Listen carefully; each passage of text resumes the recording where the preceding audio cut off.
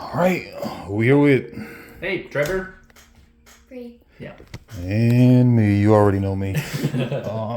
Yeah. So, and what we playing? So we're playing Tales from Arthurian Nights, which I guess I could show the little thing here. So, upside down.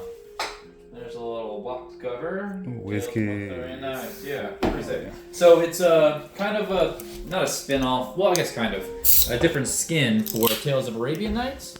I think this one plays better though, and I guess we'll see why as we go through it.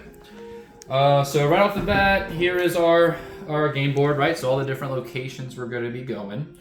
You have different cities that are going to be marked. Well, you have cities, and then you have different locations that are marked, and that's where we're going to be traveling around to do our quests and get all the stuff done that we're trying to do.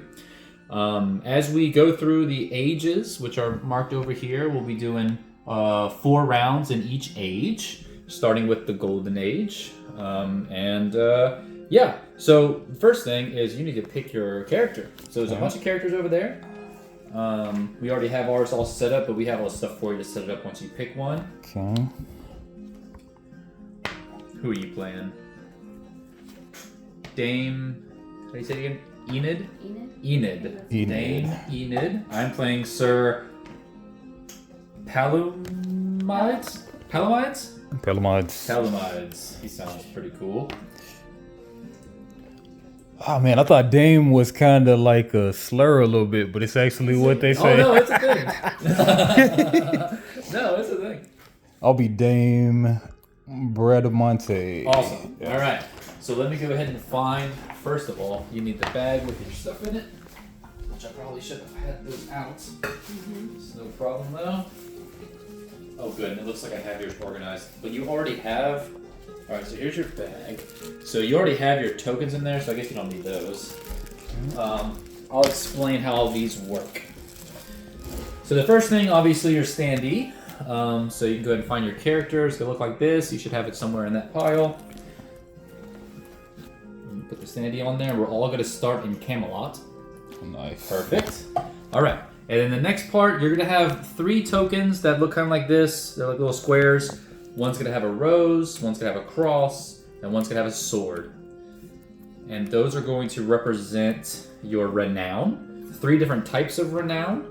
We have romance, divinity, and villainy. And so these are different types of renown that you can gain, which you'll do through your quest. As you gain renown, you're going to go up this track on any particular one that you're gaining renown in. And as you see, once you get past a certain amount, your movement speed goes up. So we all started a renown of 0, right? So we all have a 3 movement speed. Once any of our renowns gets to level 3, we'll have 4, and if it ever gets to level 6, you'll have 5 movement speed, which really helps you get the quest and is going to be super beneficial. Okay, so the next thing you have over there, you're going to have these things here, which are just status effect markers. Throughout the game, you're going to be affected by a bunch of different statuses, which you have a big stack of status cards over there that should be in alphabetical order. I think yours is reverse alphabetical order. But there's all kinds of different statuses you may have, and when you get these statuses, as you go through rounds, they're going to slowly move down until it's off the card and you no longer are affected by that status. So that's what these are for. Sweet. Yeah. You're going to have these skill markers, which you should have 1 of each. So there should be 3 red, 3 blue, 3 gold, and 3 greens, which, yeah, you can go ahead and just use those. And for yours, your Dame, let me see. So, it says when you're playing your first game, you should use the ones that are marked on the back of the book for your particular character. But when you're playing a more advanced game, you can just kind of randomly select them. But for your character, it looks like warfare, magic, and diplomacy is what you're going to start with. So warfare should be one of the red ones. You're going to put it on the top of the 1 track. Yes. So it just means you have +1 roll to those type of skills. So again, warfare, magic. Magic should be a blue one. And then diplomacy, which probably should be a yellow. Oh, not piety, no. Not piety. Sorry. Okay, magic. Yes, magic and diplomacy. Okay. Cool. Perfect. Okay, so this is different than an RPG. It's more of a choose your own adventure. Or So yeah, it's very story driven. So every time we go to a new land, you're going to take an encounter card, right? Which we're going to go over. And the encounter card plus the encounter feature is going to give a 4-digit number. And that 4-digit number is going to correspond to somewhere in this massive book, as you guys can see. We're going to find it, and then we're just going to read it out. And then there's going to be options for you to choose. And it plays out like a story game. So it's much more story driven, even though there are some mechanics, but not many. It's mostly going through a story. So we talked about skills, we talked about statuses. Let's talk about quests. Everyone starts with a starting quest, which is going to be the purple card here. You can flip it over. It can be known to everyone. As a matter of fact, I think the rules say it has to be known to everyone. So your starting quest is just that. It's the first quest that you have. So if you look at the beginning, you get some flavor text. Obviously, you get the title of the quest, and you get some flavor text in italics right under it. And then it says setup. All right. So each of us are going to go ahead and set up our quest now. So for instance, mine is going to say place your quest marker in Joyous Guard of Logris. So as you can see, you have like the island, or like the main area, I guess, like the country, right? So for instance, this is Ireland, and then you have cities, so like Dublin, Limerick, or whatever. And then you have like other areas that are not cities, but are just like a foresty area, which are indicated up here. So like this is a forest, this is a mountain, right? So that kind of thing. So for me, I need to find Logris, which I think is this guy, and then I need to place it in Joyous Guard. All right. And since this is my first quest, I'm going to put a 1 marker, right? At any point in time, everyone should have at least one active quest going on, right? If you don't have an active quest, like for instance, if I finished this quest and I didn't have another one, I would then draw from the advanced quest deck, okay? So you always have to have at least one, but you can never have more than 2. If you already have 2 quests going on, you can't draw another quest. Or you can, but you'd have to get rid of one of your quests. So I'm going to put this here, and what this is going to tell me is I need to go there to do this quest, and I'm also going to put a 1 on here. Basically referencing each other, saying that this is my first quest that I need to do, right? So you guys can do the same thing for your quest. Look at the setup, and then put a marker where it says that you need to go. Well, this one says 3. I'm sorry? This one says 3, though. Place quest marker on 3 different locations in Cornwall. Okay, yeah, so you pick three locations in Cornwall, which Cornwall is here. Okay. And a little pro tip for people playing the game. The numbers that correspond to these locations annotate the difficulty of that land. So when you go to complete a quest in that land or do some kind of encounter in that land, odds are good that the higher numbers are going to be more difficult in nature, right? So whenever you're placing your markers, especially in the beginning when we're pretty weak and you don't have like a lot of skills, you probably want to go for lower numbers, which kind of sucks for you. There's not a lot of low numbers in this place, is there? The other thing too, Can I put on here? you cannot, and I'll explain. These little markers here with a special line going to it, these are these are locations, is what it's called in the encounter deck. Whenever you're setting up the game, there's going to be one location for each player plus 1. So in this game, there's 4 locations already in the deck. When you have a location, when you draw a location, it's in your possession, you can then go to that place, but no one else can, right? So it's just a special place that you can only go to if you have the location card. So If you don't have the card. if you don't have the location card, you can't even move there. You can't go there at all. You have to have a location card, and only one person can have that location card at a time. Okay, cool. So we explained that. Now, my setup has have another player place your quest marker on a Logris swamp, and then perfect. So place one of your own quest markers on a different Logris swamp. Perfect. So you just give me like a 1, right? And so the purpose of this, obviously, this is a somewhat competitive game. So when it has another player place it for you, usually what the player wants to do is place it in a more difficult terrain. Okay. Right? So, but it specifically says swamp, right? Swamp. So the light blue is a swamp. And obviously I'm placing for you, so I'm going to place in the most difficult swamp. Let's go to the zero. Yeah. All right. Cool. Perfect. Well, so here's the deal. because this is all the same quest, you want it to be the same number. Because the 2 indicates indicates your second quest. Okay. So just put 2 number 1s out. Right. Perfect. Okay, just like she did with the 3 number 1s. Gotcha. Okay. So now our quests are set up. So let's go ahead and talk about one of the more advanced features of the game, and I think we can do it because it really doesn't add that much to the game. We are going to be using what's called grand quests. And what this is every age, there is kind of like a generic quest that everyone has the ability to participate in. For this one, we have the Age of Tournaments, and it's a grand quest. It says King Arthur has declared that there shall be grand tournaments throughout his realm. So it says we're going to place 1 grand quest marker in Camelard, which I already did. I think it was here. That's the grand quest marker.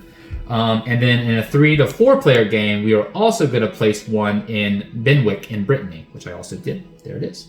Okay. And then it says basically what we have to do to claim these quest markers, you must win a city tournament using a martial skill. If you look on your board, you'll see that martial is the red skills, right? And it says martial skill, and then it has a 4 there. What that means is once you roll the dice, you have to use a martial skill. The dice roll plus one of your modifiers for a martial skill. So for instance, like if I rolled a mounted, right? I would have to combine those numbers to get 4 or above. If I did that, then I would win that quest. I would win that what do you call it? That tournament. Yeah, in this situation. And then I would get a reward. And then once all the rewards are gone, anyone who participated would also get another reward. So that's what the grand quests are. It's just kind of an extra side quest to give us more things to do. All right. So let's go ahead and get started, shall we? All right. I think I explained everything. So I'll go ahead and go first, just because I have the most experience. If you guys don't mind, I'll go ahead and show what I'm going to do. It's really simple. Basically, what I'm going to do is I need to move, and I need to go to the place where my quest marker is. This makes the most sense, right? For me, that's all the way over here, okay? Now, whenever I'm making my moves, I'm still very weak, very early in the game. So I'm going to try to take the least difficult path. So the path that has the lowest numbers usually is what I would suggest people. So if we see here, I can go, that's me, right? Yeah, so I have 3. We all have 3 movement, right? Because that's where we are on the Divinity, or on the Renown track. So I'm going to go 1. No matter what, I'm going to end on a... Oh, no, I can go this way. 2, 3. Okay, so I ended on a 1. So now, every time you move to a new place, you're going to do an encounter. So my encounter, go ahead and draw the top of the encounter, flip it on over. Okay, so my encounter is going to be a harrowing battlefield. Okay, now this is a special kind of encounter because as you can see, these numbers on the side here are going to correspond with the age card, right? So what I do is I put this here, just like that, and I am in a mountainous region, so I'm going to do 2211. That 4-digit number is going to correspond to something in this book, which I will now read. You don't do this one though? No, there's no feature because it's not just a character card. What was it? 2211. I will get better at flipping through these once I get more accustomed with the look, I promise. 22, here we go. 2211. Boom, here we go. And actually, I will need... do you want to read this, Bri? Because it's my quest, so someone else has to read for me, because there's options that I'm not supposed to see. Oh, this one? 2211. Do you use glasses? Yeah. Where are they at? I don't know. Oh my gosh. All right. Pause. I'll find them. I guess I didn't tell you. I mean, I can kind of, maybe.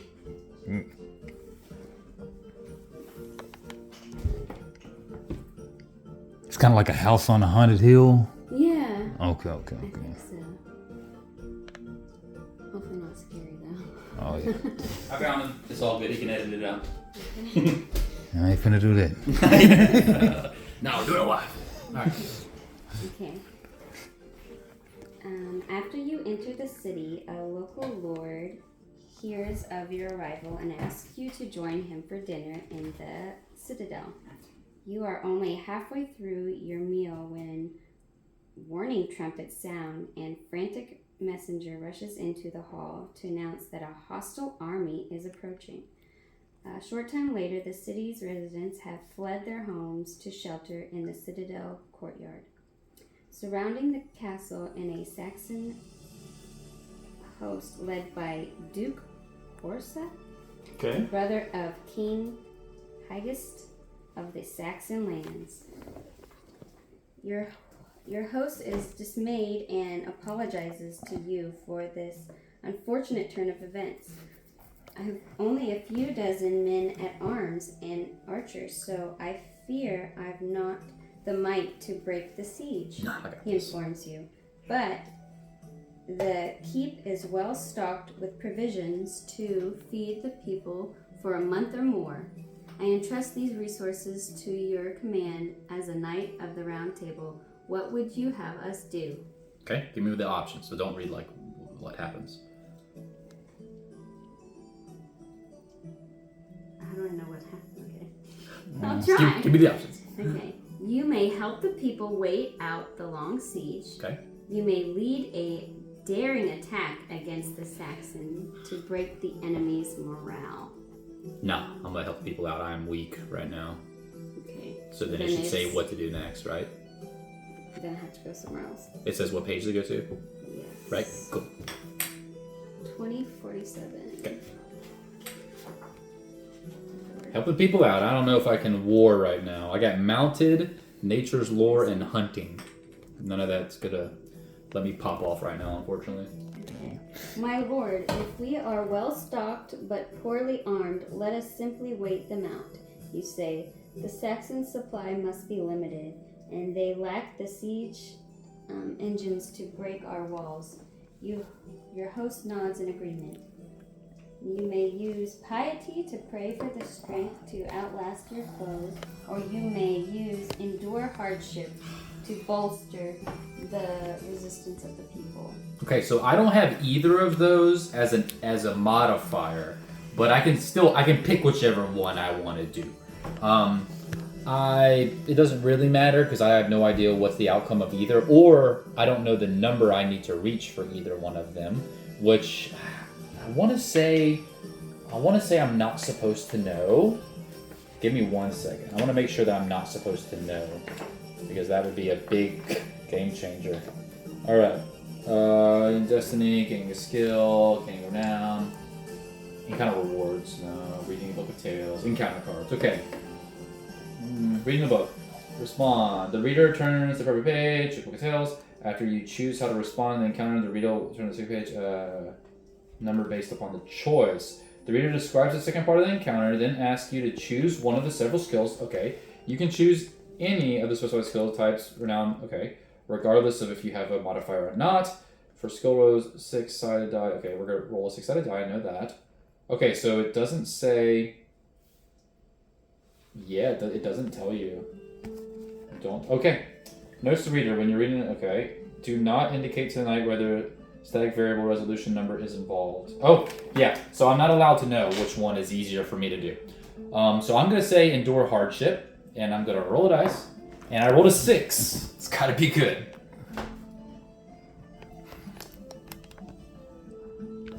It should say like success or failure, I'm pretty sure. Do you know if it's success or failure? Do you know how to tell? There should be it should say like endure hardship, and there should be a number next to it. Yeah. What's the number? 2. So, yeah, okay, so I Plus passed. location. Okay, so I passed that, so then what happens? While the Saxons surround the castle with embankments, you take the frequent walls among the displaced city folk, ensuring that they have all the provisions that they need. As a representative of the Round Table, you do your best to set an example of resilience by cultivating an aura of quiet optimism. Even as the weeks drag on and your rations dwindle, you steel your resolve and remain in good spirits. Finally, weeks later, the Saxons forsake their siege and depart. Nice. Food soon arrives from a neighboring city, and the survivors of the siege, grateful for your enduring, host a feast in your honor. Nice. And then it's a bunch of, I don't know what the fuck. Where's it at? I can look at it now. I don't know what that means. Dope. Okay, so I gain a destiny equal to the location number, which is 1. So I get 1. Nice. So destiny points, these are like how you win the game, basically, whoever has the most of that. Story token, I get story token number 11. Now these story tokens are going to compound with other stories. So because I have this could change some of your guys' story, or it could change my story. No telling what it does yet. I get 1 wilderness skill of my choice, which is the green. So I'll choose to move my hunting. So I can either get a new one, or I can move one that I already have to the next level. I'm going to choose hunting, and I'm going to make it level 2. This is where I was, right? I'm not doing the wrong thing, right? Bri? Yeah. Bri. This is where I was, right? Mm-hmm. Okay. I get 1 rank of renown. You know me. I'm a villain. Okay. Next turn, lose story token 11 and move a maximum of 1 space to represent time lost in the siege. Ooh, so I got a lot of things, but then I'm also gonna have to only move 1. So that's something I'm just gonna have to remember. Okay, cool. So that was the first thing. So now let's go ahead and I guess we can go this way, clockwise. So you'll be the new player. So now you know what to do. Next time you move, you only move 1. Yeah. Okay. So I get a punishment for that. Okay. So you are in the thing. So what does it say for your when you get to your place? When you reach each location, have a standard encounter. Okay. And then remove your quest marker. Okay, good. Easy. So standard encounter. So here we go. Go ahead and draw the top card of the encounter deck. This one? Yes, and this is going to get discarded. So we'll have that off to the side. Okay. Okay, so you have so this is how this works when it's just a normal character card. So it's a fool, but the fool is going to have a feature. So draw the top card of the feature deck. All characters have features? Yes, and this one is a wandering fool. So it's going to be 1801. She's having an encounter with a wandering fool. Oh gosh. You and your retainers hear the sound of a nearby festival and see crowds of folk forming from neighboring villages heading towards the celebration. As you near the event, you come upon a lone fool juggling a torch, a battle axe, and a bowling ball. At his feet lies his hat, filled with coins. Right this way, lords and ladies, he shouts to passerbys who drop coins into the hat on their way to the fairgrounds. After admiring his skill for a short while, you prepare to move on when he calls to you. Wait! Are you a real knight? He asks. You assure him that you are indeed real, at which point the fool lets his juggling accoutrements drop to the ground. Oh, dear knight, please have mercy, he cries. Please, master, Blondel de Nessel, known to all as the royal bard, for such he calls himself, he has asked me to secure another actor for today's performance. Won't you join us? You ask him what happened to the regular performer, and he lowers his head and weeps. Alack, good night. Me best friend, Doc the Great, ran afoul of me juggling. God rest his soul. You scratch your head. Ran afoul, you ask. At this point, the jester bawls loudly, and your squire points out the blood on the fool's battle axe. Oh no. I see, you say. Well, we are on a quest and have no time for such trifles. At this point, the weeping fool falls to his knees, crawling over to you, and hugs your leg without let. Please, gracious knight, please. Me master threatened to whip me soundly if I return without a proper thespian. And you being a knight and all, I suppose you got the proper learning to read a script, which is all we truly need. Your companions plead with you to join the performance, but you're not sure if you're in the mood. Besides, the fellow clinging to your leg grows increasingly nettlesome, and you are tempted to teach him a lesson. You have 2 options. You may join the Royal Bard's company, or you may rob the fool. I'm not gonna rob it. Yeah. Okay. So, all right, 1466. Okay. You agree to join the acting troupe, and the fool is overjoyed. He leaps to his feet and tells you that his name is Biffle von Giffelstein. Then he leads you to the fairgrounds. Hundreds of audience members have gathered in front of the stage called the Curtain Theater, and you grow quite nervous. Standing on the stage is a troupe of dozens of performers led by Sour-Faced Master. Biffle, you have done as you were commanded, barks the royal bard, to which the fool responds, Yes, Blondel, I found a real knight and everything. The audience cheers, and several actors escort you up on the stage. As the bard announces his next performance, an opus titled The 10-Minute Trojan War, two of the performers, Norman of the Hill and Prudence Pendleton, show you to the available cue scripts and tell you to choose a role. You may choose diplomacy to portray the king Agamemnon, or warfare to portray the warrior Achilles, or cunning to portray shrewd Odysseus. I don't have any of those. Okay. Doesn't matter. Doesn't matter, you pick one. Pick one, roll a die. What were the characters again? Sure. You have diplomacy for King Agamemnon, I can never say that right, warfare for Achilles, and cunning for Odysseus. I'm gonna do Achilles. Achilles? Alright, so you're gonna roll for warfare? Go ahead and roll. Oh gosh. Okay. Ooh, 3. Okay.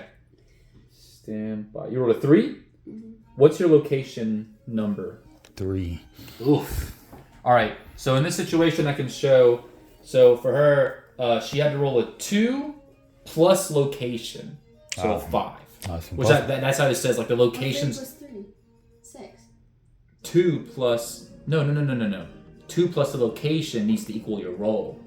So you need to roll a 5 or better. So you failed. No. Yes. So that's what I said. When I said the higher numbers are harder, because they get added to your roll often. That's why the higher numbers are harder to do. If she would have had the right named tokens, then what would happen? She would get plus whatever that is. So for instance, like for me, if I did hunting, I have plus 2 hunting because it's on the second here. Gotcha. So most of y'all have plus 1 at the moment. Okay, so failure. Let's see what happens. You stand amidst the performers and portray your chosen character.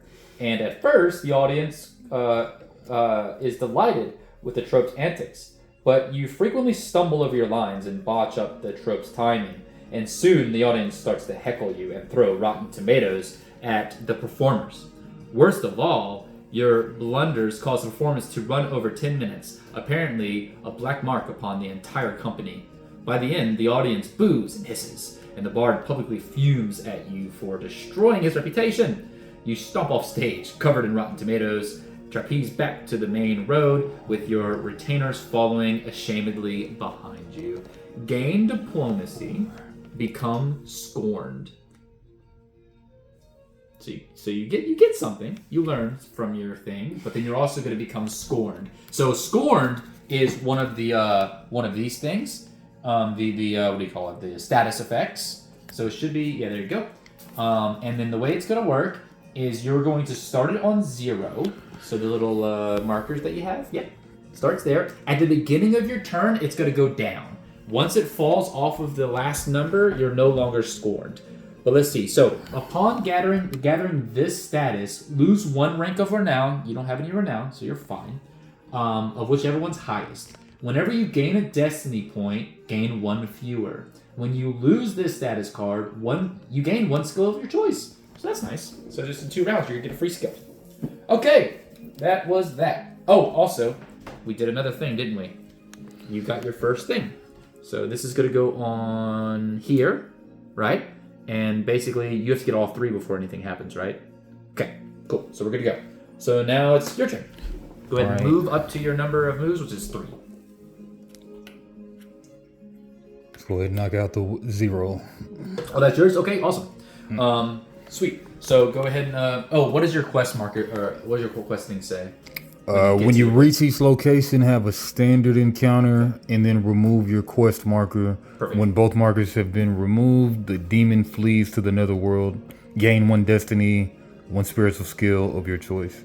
Awesome. Okay, so go ahead and draw a regular encounter. Where did the encounter go that you drew before, Ben? Oh, right here. Oh, okay. Let's just make sure we're just discarding those. Sorry. Okay. Draw one encounter with a feature, right? Yes, Yeah. so Squire, and you're going to have a Desperate Squire. 1320.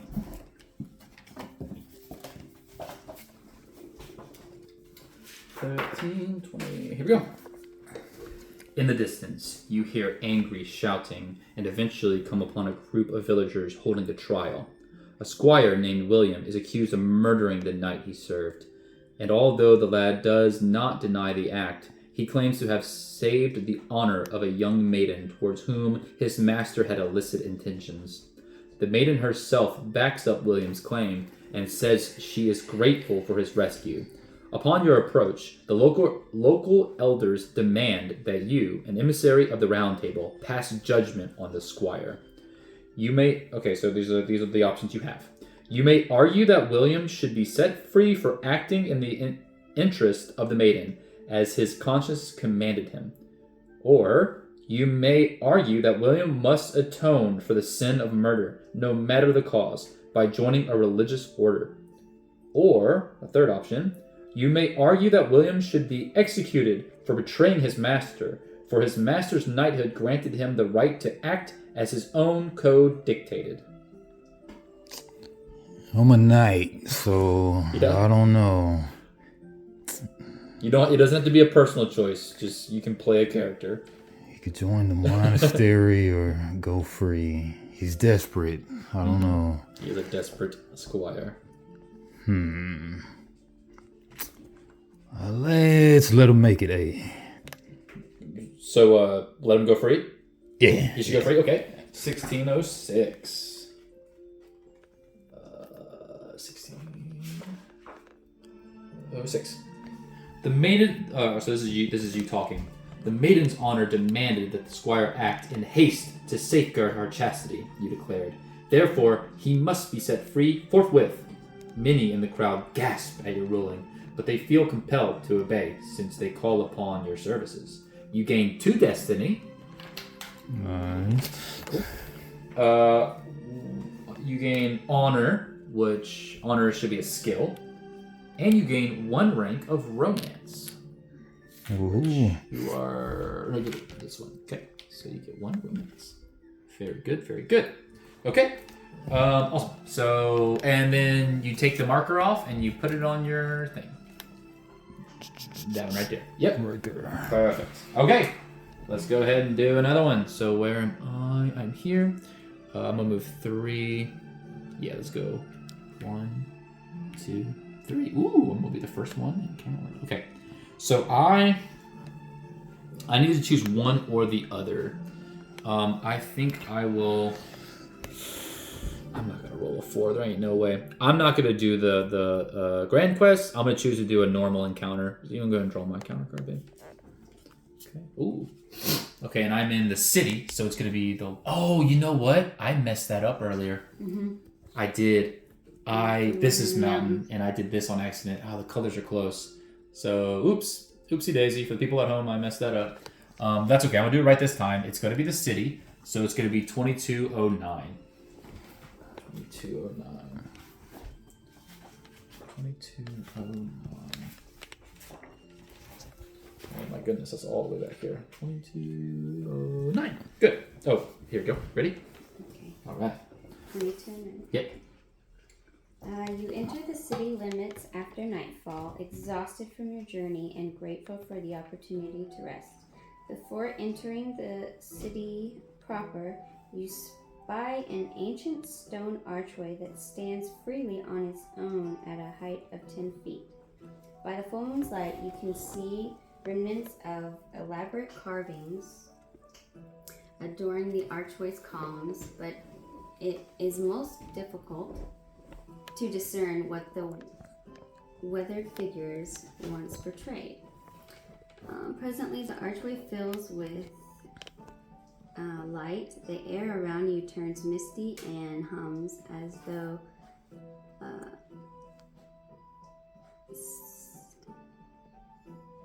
Misty hums as though suffused with energy.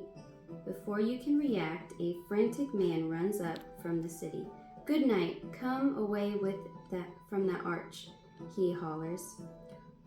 "We of this city have learned not to pass through it when it glows like that. Most who do vanish forever." You can sense that the townsman's warning is in earnest, yet something about the ruined arch and the light calls to a place deep inside of you. You may pass through the arch, or you may heed the man's warnings and continue to the city center. No, mom ain't raised no bitch. We doing it. Let's go. Through the arch. Oh gosh. 2039.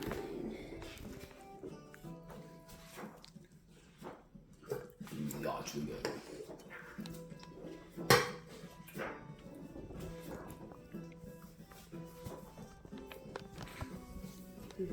Game ends when somebody makes 10 of these guys. I gotta say, I messed up again, folks. I totally forgot to do the thing I was supposed to do. I was supposed to discard this and only move one. It is okay though, right? I messed up again. I They should have some tokens about that. So let's just say I was here and it's fine. We'll keep on the same quest, but I gotta focus. My bad. All right, keep going. Okay. Ignoring the man's warning, you stride forward into the glow of the ruined archway. At once you sense that you have left the mortal world behind you. You are no longer a thing of dust or clay, but a pure essence floating in a sea of light and color. From the iridescent nothingness, a fey voice speaks. "Tell me, knight, how you plan to seize your destiny. Will you hazard everything for a chance at supreme glory, or will you be more temperate, moving forward slowly and cautiously until you attain your goals?" Nah, supreme glory. Let's go. Turn up. You may reply that you will seize every chance at glory, no matter the risk. You may reply that you will weigh every risk carefully, preferring to climb slowly and towards your goal, or you may reply that divine providence is your only guide and that personal goals are unnecessary when you leave your fate to the heavens. No, number one. All doing it, risking it for all the biscuits. 1418. Nice. This is a two-parter.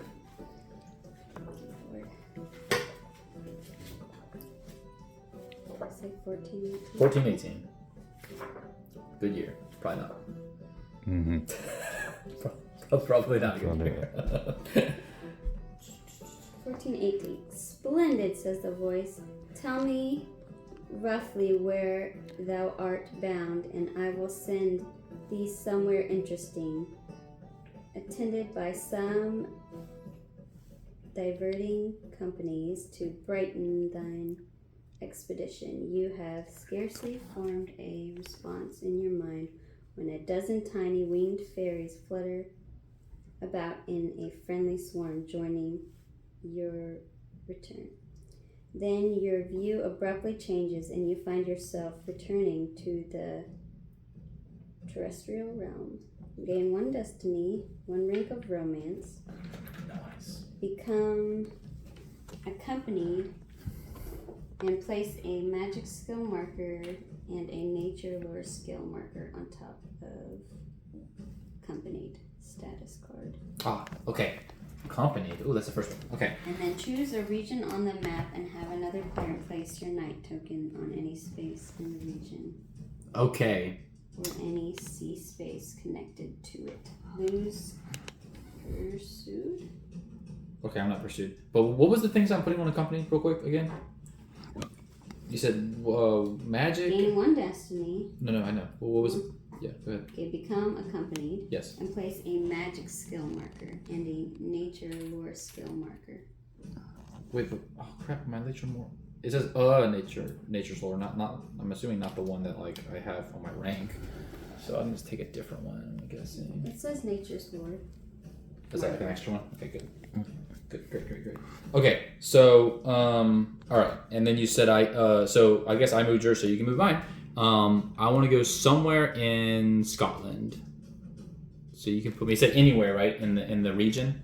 Choose a region on the map and have any player place your token on that space. Okay, so yeah, you can put me anywhere in Scotland.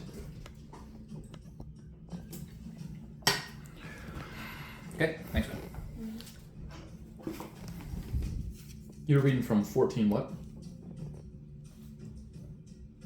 You remember? 1418? Mm-hmm. Lose pursued. That's what it was. Yeah, not pursued. Was it 18 or 19? 1418. 1418. Okay. Yeah, you read that one. Yeah. Okay. Did you want to? You can move me anywhere in Scotland there. Your choice. Nice. Okay. So that was that. Oh wait. Okay, so anywhere in Scotland. Anywhere in Scotland. Yeah, all the blue is Scotland. Okay. So feel free to make me go as far as you want. I mean, yeah, I guess we're going for the win. Yeah. All right. So, okay. So now that was me, and I forgot to do that at the beginning of my turn, but we obviously all of us had one round, so we went down. So now we're in the second part of the Golden Age, and so now your turn, sweetie. Go ahead and do your move. Okay, and let's go ahead and draw yourself. You do it. Yeah, it goes down one. That's going to be the first thing you do usually, and then go ahead and do that. So you run to a rogue. And the rogue is sorrowful. So 1702. 1702. Boom. Okay. You come upon a group of villagers conducting a trial. Apparently, a peasant named Milo was caught stealing an expensive elixir from a wealthy shopkeeper named Master Irwin. "I'm truly sad and sorry, masters," says Milo. "I've always been an honest man, but I've grown desperate of late. My wife lies dying of consumption, and I heard Master Irwin's street barkers saying he had an elixir that healed all her afflictions. I've no money, nor nothing of trade. Mine's the fault, but stealing the medicine was the only thing I could think to do." His plea elicits quarrelsome shouting. Master Irwin demands the man be fined, flogged, and placed in the stocks, whereas the other villagers are uncertain whether the punishment would be just, given the circumstances. Noticing your presence, they ask for your judgment as an emissary of the Round Table. You may argue that Milo should be granted clemency due to the extenuating factors. You may argue that the law must be enforced against Milo as a deterrence measure, or you may argue that Master Irwin is actually to blame for Milo's crime. That's interesting. I didn't mean to bias you. I was taken aback by that one. No, I like that option. You want to be like, actually, it's the rich guy's fault? Yeah, it's definitely the rich guy's for fault. sure. Fuck the rich guys. Socialism now. 1554. 1554. I'm totally getting screwed. It's fine. 1554. No, fuck that guy. Here we go. Okay. The only crime I perceive is Master Irwin hawking the spurious cure-all to prey upon the desperate, you say. And an excited murmur winds its way through the crowd. No man-made elixir can heal all afflictions, you continue. This mountebank should be punished for misleading the king's subject with his lies. Master Irwin attempts to interject, but the people would rather hear your voice, so you continue. If Master Irwin wishes to prove the authenticity of his product, you propose, then he must personally spend time with the plague-ridden, caring for the needs until he himself is afflicted, and then drink the elixir to see if God or his concoction will save him. The crowd cheers your judgment, and the shopkeeper falls silent. Milo looks both astonished and heartened by your words. Hey, all right, you gain 2 destiny, sticking it to the man. Good on you. Heck yeah. I thought I was gonna get. You get a rank of divinity, so you go up in the divine. That was quite. Nah, you're divine. That was some divine shit right there. And you become esteemed. Very nice. That sounds good. All right. Cool. Oh, and also, you took it already. Good. What's this thing? Okay, it says, when you succeed at a skill... Oh, actually, also, you get one less destiny because you are scorned. Sorry. Yeah, I know. Okay, so it says esteemed. When you succeed at a skill check while in a city, gain 1 rank of renown. Oh, cool. If you become a pariah, you lose this status. Awesome. Good, good, good. All right, sir. Your move. Right. One of those trays. Awesome. All right. Go ahead and draw a standard encounter. Cool. Put that in. Okay, you run into a dwarf. What's the feature of that dwarf? Lost dwarf. The dwarf is lost. 2015. Tyrion. Roughly. 2015. 2015. Okay. You meet a dwarf in royal clothing who has a rich coffer strapped to his back. When you near him, you can see that his clothes have been recently torn and his face is bruised. Prithee, help me, good knight, he cries. I am Rodrigo, the servant of the wealthy lord who was injured while hunting nearby. I ran for help, but I have since lost my way. Please help me find him before he bleeds out. You may help the dwarf save his master, or you may rob the dwarf. Let's go help him. Okay. 1614. No judgment here. I have debated being not a nice person in this one. 1614. Not until things get desperate. Yeah. Okay. Fear not, dear fellow, you say reassuringly. I shall reunite you with your master. You may use hunting to trace Rodrigo's steps through the wilderness, or you may use wisdom to help the dwarf to remember his way back to his lord. Neither. You don't have neither, so you just pick one. Alright, let's go wisdom. Wisdom. Go ahead and roll a die. Oh, there you go. Yeah. It's a 2, so... Yeah. Okay. So, wisdom. And the wisdom is 3, so you pass. You help Rodrigo remember some of the landmarks he passed. Then you make your way back through the wilderness to seek his master. During your search, you enjoy the dwarf's wit as he tells you of his adventures with his lord. Unfortunately, by the time you return to the wounded noble, he has perished from blood loss. You and the sorrowful dwarf carry the deceased lord to the nearby abbey, where the dwarf donates the treasures of his coffer to provide the lord with a worthy burial. Wiping back tears, Rodrigo asks if he can join your retinue? I don't know how to say that. Now that he has lost his dearest friend, and you happily agree. Gain 1 destiny. 1 rank of divinity. Become accompanied, and place wisdom skill marker on top of accompanied. Very good, very good. Yes. And just familiarize yourself with accompanied, which I probably should also do because I forgot.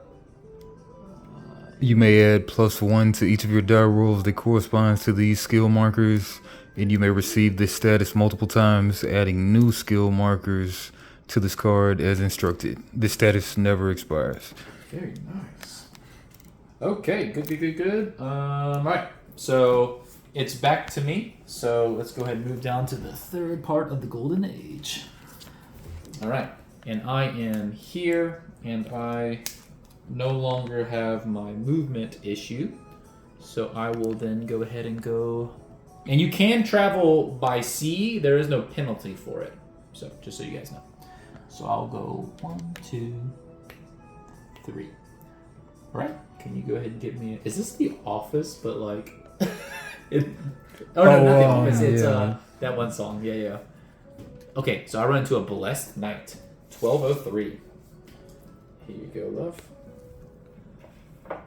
You want to go ahead and read 1203 for me? Gotcha. Yeah, I'll read one. You want to? Oh, I didn't know if you want to because of the camera situation. Okay. Yeah. Sure. It's in there. 1203? Yeah, 1203.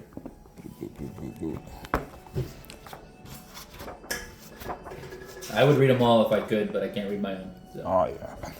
All right. As you approach the crossroads, you see a mounted knight in great distress. You approach and identify the knight as Sir Bors, a noble and true knight from Benwick and a fellow companion of the Round Table. You ask what ails him. Dear friend, he says, less than a minute ago, I saw my brother Sir Lionel pass by his crossroads upon a fast horse. By this crossroads upon a fast horse. He was bound in a supine position upon the horse, lying naked from the waist up, and 2 villainous horsemen were whipping his chest with thorn branches. Just as I was about to charge after them, continues Bors, I beheld another knight carrying off a maiden in the opposite direction. She called out to me that the knight planned to force her to marry him. I know that I can't save them both, as I have sworn my allegiance to God first and foremost. I feel my duty is to the chaste lady, but how can I abandon my beloved brother to such a cruel fate? And okay, I think I read this. You read the italics, right? I think so. Yeah. Okay. You may urge Sir Bors to rescue the maiden while you rescue his brother. That'll be 1049. Or you may urge Sir Bors to save his brother while you carry on after the maiden. I would hate to pull him away from his family. I'll take care of the maiden. So the second option, right? Okay. Yeah. We carry on after the maiden. All right. Going to 1435. All right. Your duty is to your brother, you say. Go save him, Bors, and I will after the maiden. Sir Bors grimaces, then nods in thanks. Without another word, he sets off after his brother while you follow the path of the other knight. Within a short time, you discover the knight and his desired bride, who is tied to a tree while an unscrupulous priest prepares to wed them. You may use sword and shield to attack the wayward knight, or you may use piety to appeal to a sense of morality. I don't have either of those, so let's go ahead and go sword and shield. We'll fuck him up. Okay, sword and shield. Oh, let me roll, sorry. Okay. Alright, and I'm gonna roll, and I rolled a 5. 5, you get it? All right. So does it say plus location or anything? Or is this just a number? No, it's a straight number. Okay, and it's more than 5? Or less than 5? Yep. Okay, good. All right, so 4. Oh, great. You draw your sword and challenge the knight, and he angrily charges toward you. You deflect his attack with your shield and then land a ferocious blow upon his helm, knocking him senseless. The reprobate priest flees into the wilderness, so you release the maiden and ask her if you can be of further service. She thanks you copiously and asks you to escort her to her 12 brothers, who are out seeking her. You place her upon the fallen knight's horse and set out with her, and she explains that her abductor was her own cousin, who often expressed his love for her and was just as often rebuffed. When you come upon the lady's brothers, their gratitude is beyond words, and they shower you with gifts, including a priceless relic, before allowing you to resume your adventures. Gain 2 destiny, 1 martial skill of your choice, 1 treasure. Ooh, I'm gonna go up and mounted. I get a treasure? Let's go! And the treasure. Yeah, I'm gonna shuffle these up. Awesome. Good stuff. Cool. I'll take it. Yeah. Alright. Yeah. Okay, treasure it is. Bam! Alright, looks like I got a stone of Gyramphel. Once per turn during the status phase, you may move one of your status tokens forward an additional space. Ooh, let's go. That's pretty good. Alright, cool. I don't have any current status things or anything like that, so that's good. Alright, so that was me. So to you. The status deals move up on your beginning of your turn. Yeah, the first thing you do. So that's gone now. You're no longer scorned, and you're 1 less esteemed. What does it say when you lose scorned? When you lose Scorn, you gain one skill of your choice, any skill. So you can progress one, or you can get another +1 of a different skill. Yeah. You want to gain another one? Okay.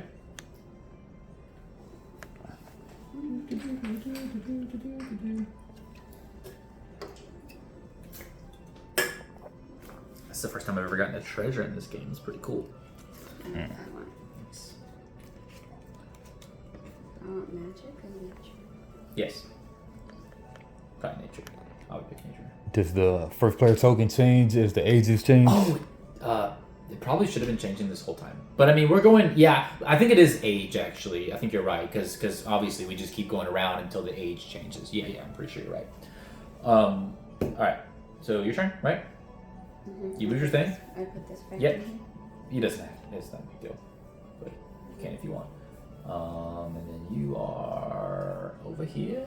Oh, you completed your quest. Yeah. Oh, did you even do this?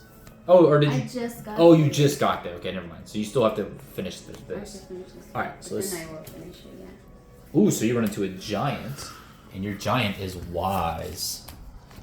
Well, I am too, so. 19. Oh no. 1912.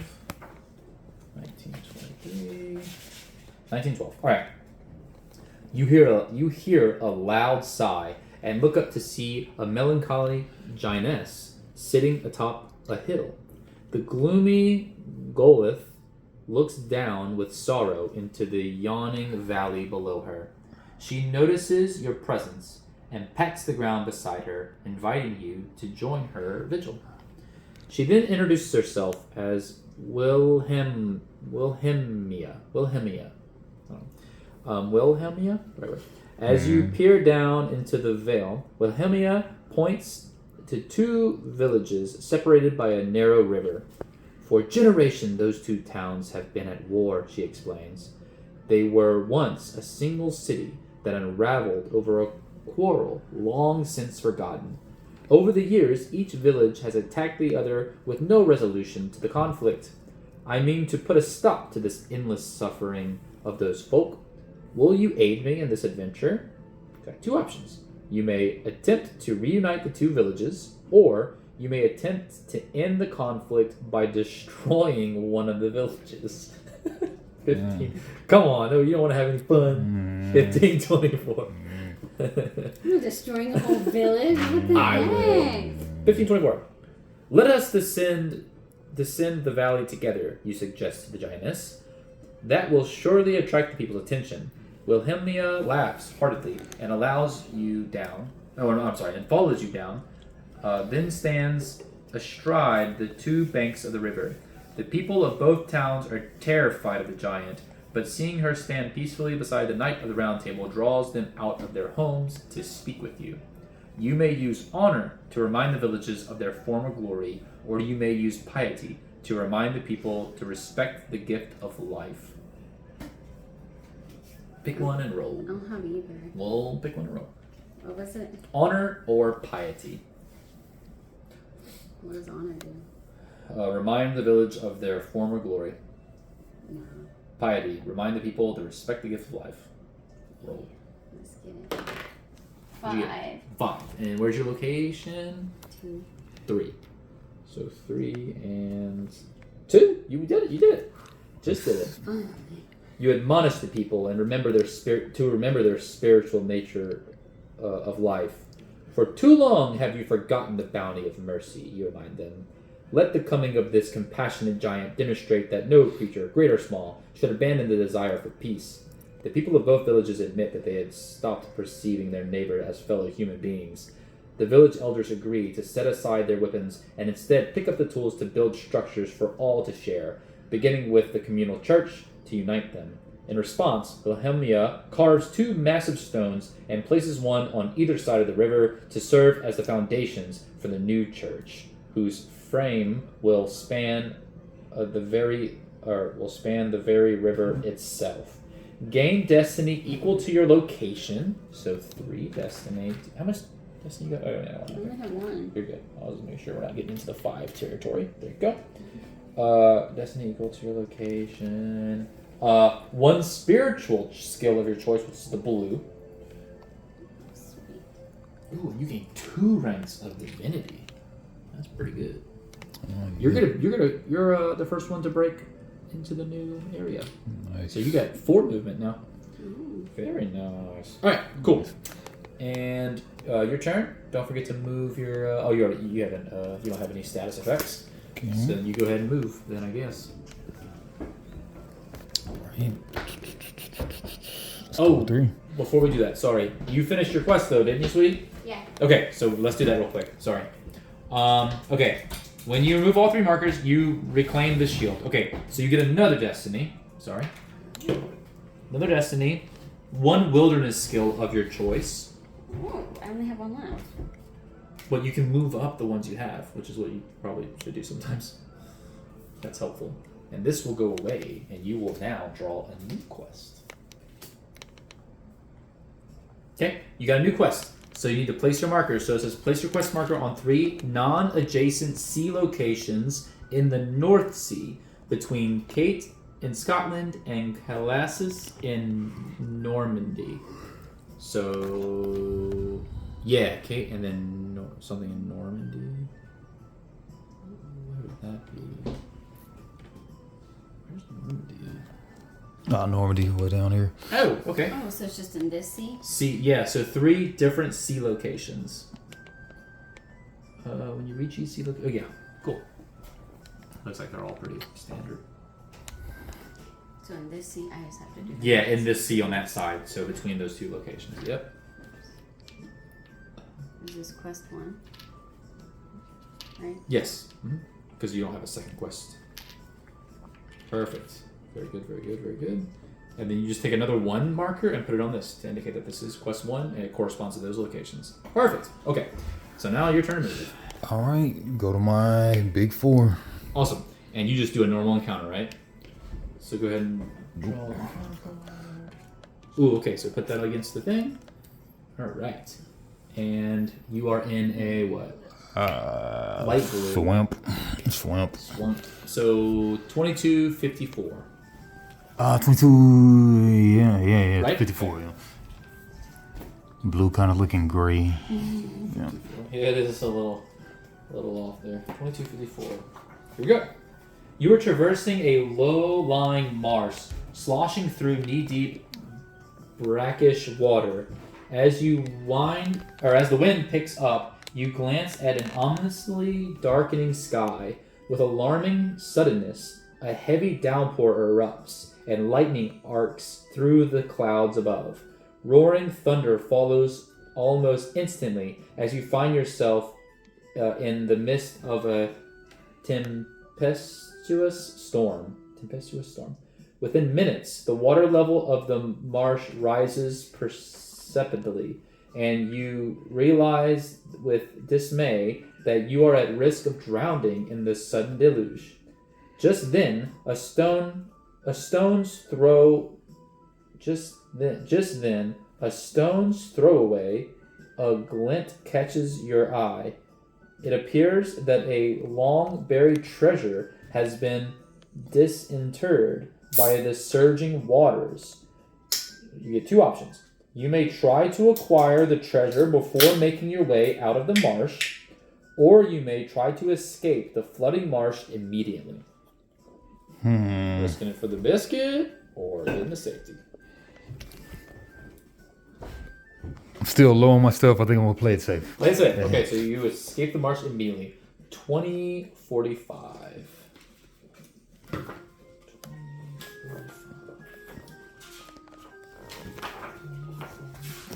Here we are.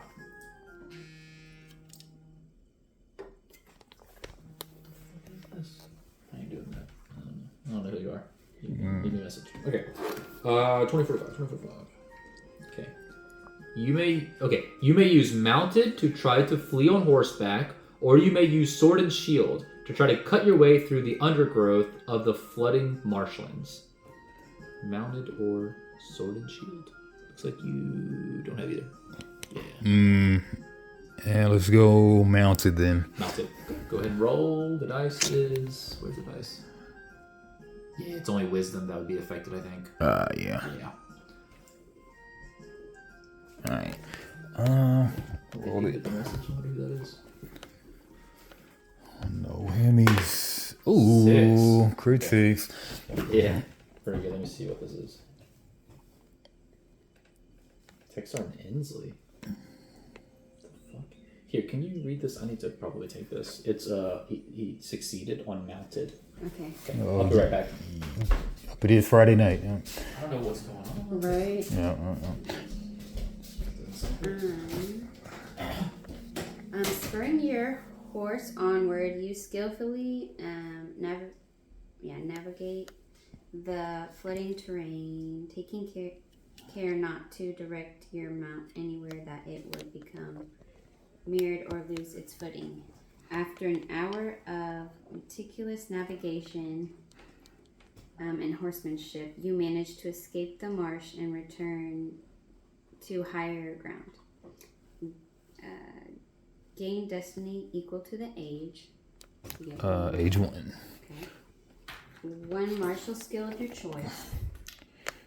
And then you get to move 1 space by land. Get the sword and shield. 1 space by land? Yeah. Alright. That's a city. I got no other quest, so I take my quest deal off. Do I get to draw the quest first, or how does that go? Oh, yeah. I think you get a new quest after you finished that one. Oh. I can't remember what the quests are. Oh, yeah, it's that red one. Okay. Do you think I draw it now before I gotta move, or do you think I gotta move first? You can. I don't know if it really matters. You can probably read your quest and then move. Yeah, let's do it. All right. When you reach each location, have a standard encounter, and then remove your quest marker. When both markers have ever been removed, the demon flees to the netherrealm. Gain 1 destiny and 1 spiritual skill of your choice. Spiritual, the blue. Oh, so you can only have 6, or how does that go? Well, I think once you move these up, then I could put another one. I think, like once you start moving some of them, you can put. These guys think that I'm everything. It's crazy. Like it's an anti-terrorism thing, and I'm like, I'm not on that program anymore. I'm a security guy. But anyway, all right. So we're good. Is it back to me? So I completed my deal. Okay. And then I'm trying to think, do I get the new one before I move, or how does that go? Yeah. So you completed it. So now, what does it say you get? I get a spiritual and a deal, which I already got. Oh, I got it. Okay. Uh-huh. And so then that goes away now. I got a question now. So, sure. like, say we got 6 on the 1. You're maxed out. So now you need to either progress some skills or whatever. Now, if you wanted to get a different skill, you have to take one of them off and replace it. Okay. Yes. So it's kind of best to not even max out. It's probably best. I mean, me personally, I think it's best to try to promote skills, but I mean, it's however you want to play. But you do have a cap. I don't know, go magic. Cool. So I can't, like, if I moved this one up, I can't put one here. You can. Huh. You can. I'm gonna get all the skills. Or actually, can you? That's a good question, actually. I want to. Now I think maybe. No, actually, I don't think you can, now that I think about it. Well, I can would look have at done that, this way different. But yeah, I'll think about it. It's okay. I'll look into it. But so for you, that should be done then. That quest is going to go away now. Yeah. So you can take the markers off. And then that new quest, you just drew that one? Yep. Okay, so now just set it up the same way. It Okay. should have set up and it tells you exactly what to do. Okay. So to subtract the rider, have another player place your quest marker on 2 different locations in your current region. Alright, so Bree, guess you can put my quest markers. You may remove the quest marker. Okay, to track the rider, have another player place your quest markers on 2 different locations in the red. Okay. Alagris. I read the story. During your wanderings, you witness a knight slain by a floating sword. Moments later, the unseen bearer of the sword mounts an invisible horse and departs. He stole that from Wonder Woman. Yeah, so you can't. Yeah, that's the max number of skills you can have. You can't place more skills than that. Dang it. Yeah. So So all we can ever get is max 6 skills, or? yes. Oh, well then screw that then. Get the point. I might want some green. Yeah, but you I see, you can see. only progress a certain amount of skills up. It's because you see, like, you can only have 5 skills at level 2. So as you progress, like, you see how it's capped like that, and you only have Okay. 1 skill to get to level 6. Okay. Anyway, so you set up your marker for your quest already? Like, you're good to go? Oh, You set them on the board. Bree set them up. Oh, and then, that's right. Okay, and then you can no, put level put the 1 on one. that card, so you know that's your first quest. So like, Okay. just like that. Right Yeah. there. Okay. Cool. And then so it's to me, and I still haven't even gotten my shit done. All right, here we go. So I'm gonna go 1, 2, 3, and I'm gonna be at Joyous Guard. Okay. And let's go ahead and take a thing. Here we go. Ooh, I got another one of these. All right. Joyous Guard is a city, so that's going to be the top one. 2212. 2212. Here we go. Go on, go on, there. 2212. 212. All right, sweetie. You want to read for me? Don't forget to read the bold text first. So 2212. 2212. If any player has story token number 12, discard the. Nobody does. Okay. And draw a new encounter card. Otherwise, continue. As you approach the town square, you hear lively music and raucous laughter.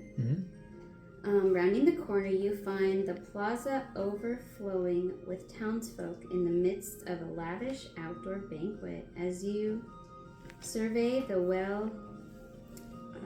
laden tables, you behold a number of faces that you know well, including King Lot and Queen Morgas of Orkney. Not far away are several of their sons, including Sir Agarthan, Sir Gaheris, and the recently knighted Sir Medorid. You soon learn that the Orkneys have been celebrating the knighting of Sir Mordred by holding festivals on their journey home from Camelot. If you have story token 13, turn immediately to this page, otherwise continue. As soon as they see you, your fellow knights wave you over to join the festivities. As you consider joining them, you spy Sir Gareth, another Orkney son, on horseback preparing to leave the feast early. You may join Argarv and Mordora in a game of dice. You may sit down to drink with Gaheris. Is that it?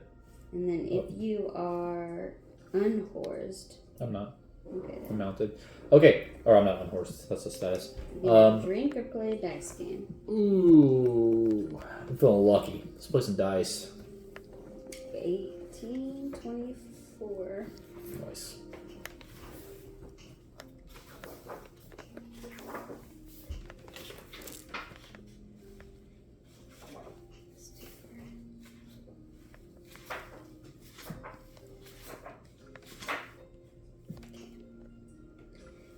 Sit down and join us, Agarvan shouts merrily. Your gold is as good as any others. He grins wickedly at Sir Mordred, who clearly has lost a lot of coin.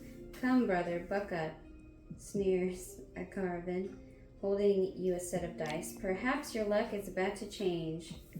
Mordred says nothing, but plainly his mood is souring.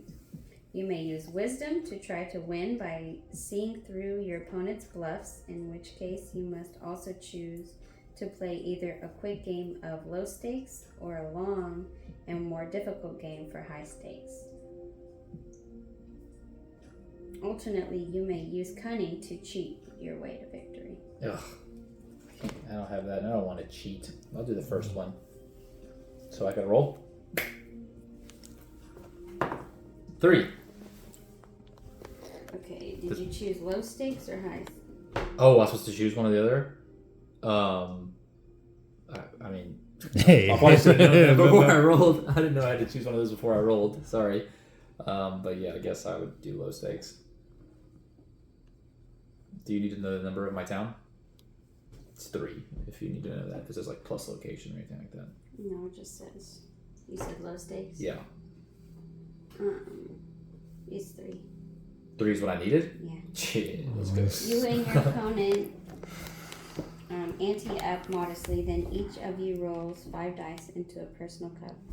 The contents of each cup can be seen only by the roller, so you each bet and bluff about your scores. Although your luck is middling, you manage to read your opponent well enough to come out ahead at the end, leaving Morid in an even darker mood than when you arrived. Right. Gain 1 destiny, 1 rank of renown. Of any renown? Oh, cool. Alright. So Destiny, and then I guess I'll be more of a villain. Let's go. Alright, cool. Alright. Oh, and also I did this. So I finished my thing finally. And it says, when you reach Joyce Guard, have a standard encounter. Then afterwards, you deliver the promised relics. Gain another Destiny. So I actually think I can go ahead and get a 5er for 5er. 1 Destiny, 1 spiritual skill of your choice. I don't have any spiritual skills, so I guess I'll take Wisdom. And I'll put it here. Okay. Good. And then I can get another encounter, or a new quest, sorry. Alright. The Knight of Swords, a noble knight, invites you to visit his castle to meet his alluring heir. Set up. Have another player place your quest marker on any city in your current region. My current region is Scotland, and the cities are the white ones.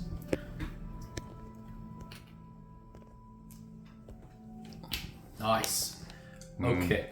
And good. All right. And now it's going to be Bri's turn. That was the 4th round, right? Or was I wrong? Was it the 4th round? I think it was the 4th round. It's hard to tell. But Yeah. Because I have 1, 2. I don't know if I got one every time though. No, you didn't. We started with 3, so. Yeah. Has it been 3 rounds or 4 rounds? I think it's been 4. Okay. Sure. It's fine. If we skip the round, it's not a huge deal. All right. So your turn. Go ahead. Did you move? You gotta move.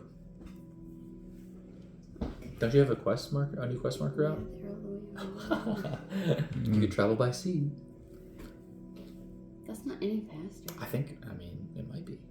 I don't know. Can't really tell. Because the sea ones are pretty long. Yeah, but then I'd have to go all the way around if I could You just cut cut through. through. Sure. That'd be a lot easier. Yeah. 1, 2, 3, 4. Can I go there? No. Yeah, you can. Because you said it's like that. You can't go there, but you can go there.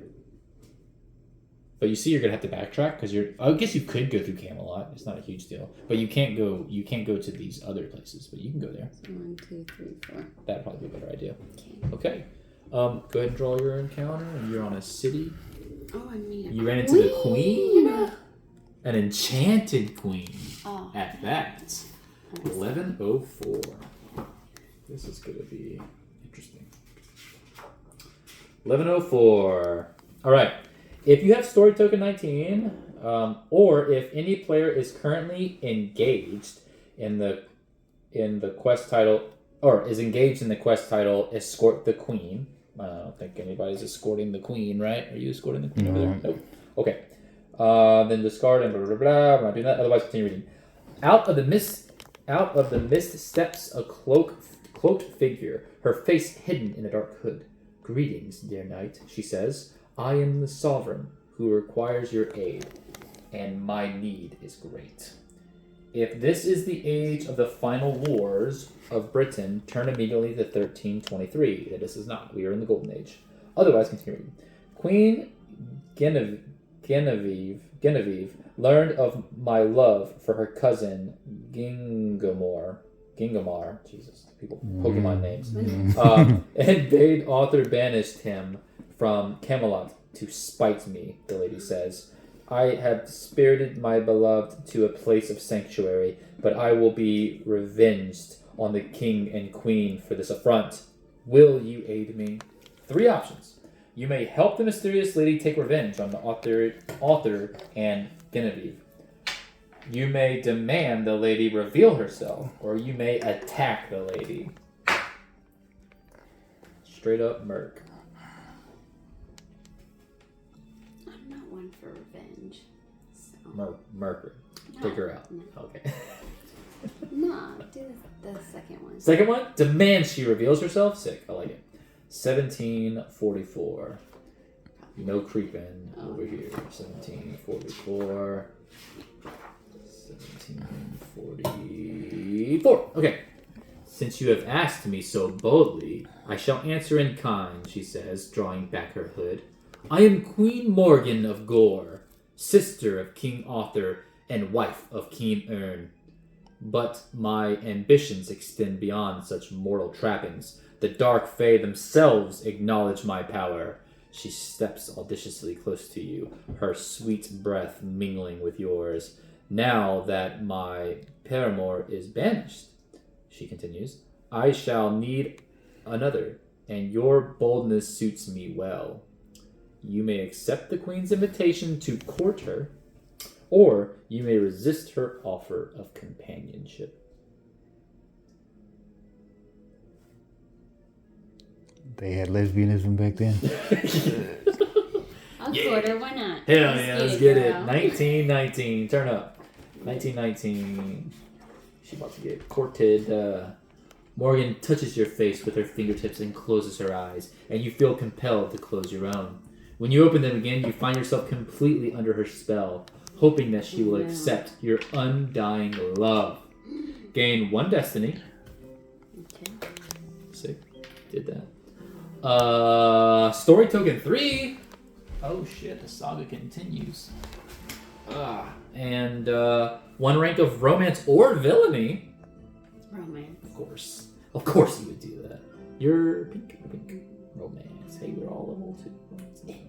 Alright, and you become smitten. Of course you do. Of course you do. I gotta pee. So Yeah, me 3. Alright, cool. I'm gonna use this one. That was you, right? Yeah, you just had your turn. Oh, you just got smitten. Alright, so it's your turn. The last turn of the age. My turn. Oh, yeah. Don't forget to move. You don't have any status. Okay, you're good. Did you move your... Oh, you just started on spin, and you moved a steam last round, right? Okay. But I don't know what this means. Whenever you succeed at a skill check while in a city... Weren't you just at a city? Yeah. You were, and you did... Did you succeed your skill check? What does that mean? Like, you rolled and it was successful. Yeah. Okay, then yeah, you should have got this. So it says you gain 1 rank of renown. So do you want to get more divine, or do you want to more romance? Okay. Okay. Yeah. All right. Sorry, that was her esteemed that let her do that. Okay. Did you already move? Yeah, going to this Joyous Guard encounter. Go ahead and get that. All right, new thing. Oh, okay. So this is a location guard. So it's going to be in front of you. So this is like your location. This is now available to you. You can now go here. And let me see I'm not sure how this works. Like if you take it and draw another card, or if you just take it. So give me 1 second. Oh. I think you also get an encounter, but maybe not. Let me make sure. Quest. Drawing request. Resolving encounter. Reading from the book. Okay, encounters. Here we go. Draw a location card. Okay. We'll show a 4-digit passage number on the top of the card. 4-digit passage. So 2606. Okay. After the reader resolves the passage, keep the location card face up beside the player board. The passage will specify that you also place 1 destiny token on the location that the card says. After that, your turn is over. Okay, so I'm just going to read that passage, which is... sorry, guys. 2606? Mm-hmm. Okay, let's read it. What's this city called? Morgan's Castle. Cool. 2606, that sounds fun. 26. Oh, sorry, that's way back It's here. more dope than, what's his name, Merlin, right? Yeah. Should be. 2606. Here we go. You awaken in the middle of the night to a sound of a calling bird. You look up and see a crow perched above you, staring down with a severe gaze. When you raise yourself up on your elbows, the crow speaks in a woman's voice, mysterious and dark. "Do not rise, night, but listen well," rasped the crow. "In Cambria, near the Tainbrock, lies a hidden castle of Morgan the Great. Go there now, for matters are unfolding that require your presence." Without another word, the crow takes flight, and for just a moment you swear that her shape resembles that of a woman soaring in the wind. You are now permitted to enter Morgan's castle. Place one destiny point on top of Morgan's castle's location card, and keep the card face up in front of you. On the card, yeah. And keep it face up in front of you. Okay, and that is it. Alright, so now to me, and our age is going to change, so we get to do a thing. Alright. So I don't do another encounter, just You that. don't. Yeah, that's all you do. But it's cool. You get to go to a magical, cool place. So let's see what happens when the age changes. Special encounters, status card, quest, completing a quest, end of age. Okay, end of age. At the end of round 4, 8, and 12, the current age ends. Read the appropriate entry below to determine your next steps. Note: destiny and other rewards distributed at the end of the age are summarized on the player board, as well as the end of age rewards summary at the right. Alright, end of age 1. If you are playing a quick 1-age game, skip to the end of game. We're not doing that. If you are playing a 2 to 3, discard age 1 card and place the age 2 card in its place. Read the passage listed at the top of the age 2 card, passage 2000, aloud, and have each player follow the instructions, including receiving destiny, end of age rewards, etc., etc. Experienced players can choose to read only the bold text to speed the process. Afterwards, have the round token to round 5 and resume player from the first player. So you're now going to be the first player. And alright, so let me do that. We should have, it should be under here somewhere. It's this one. Okay. So we are in the quest for the Holy Grail. So now let me read passage 200 or 2000. Sorry.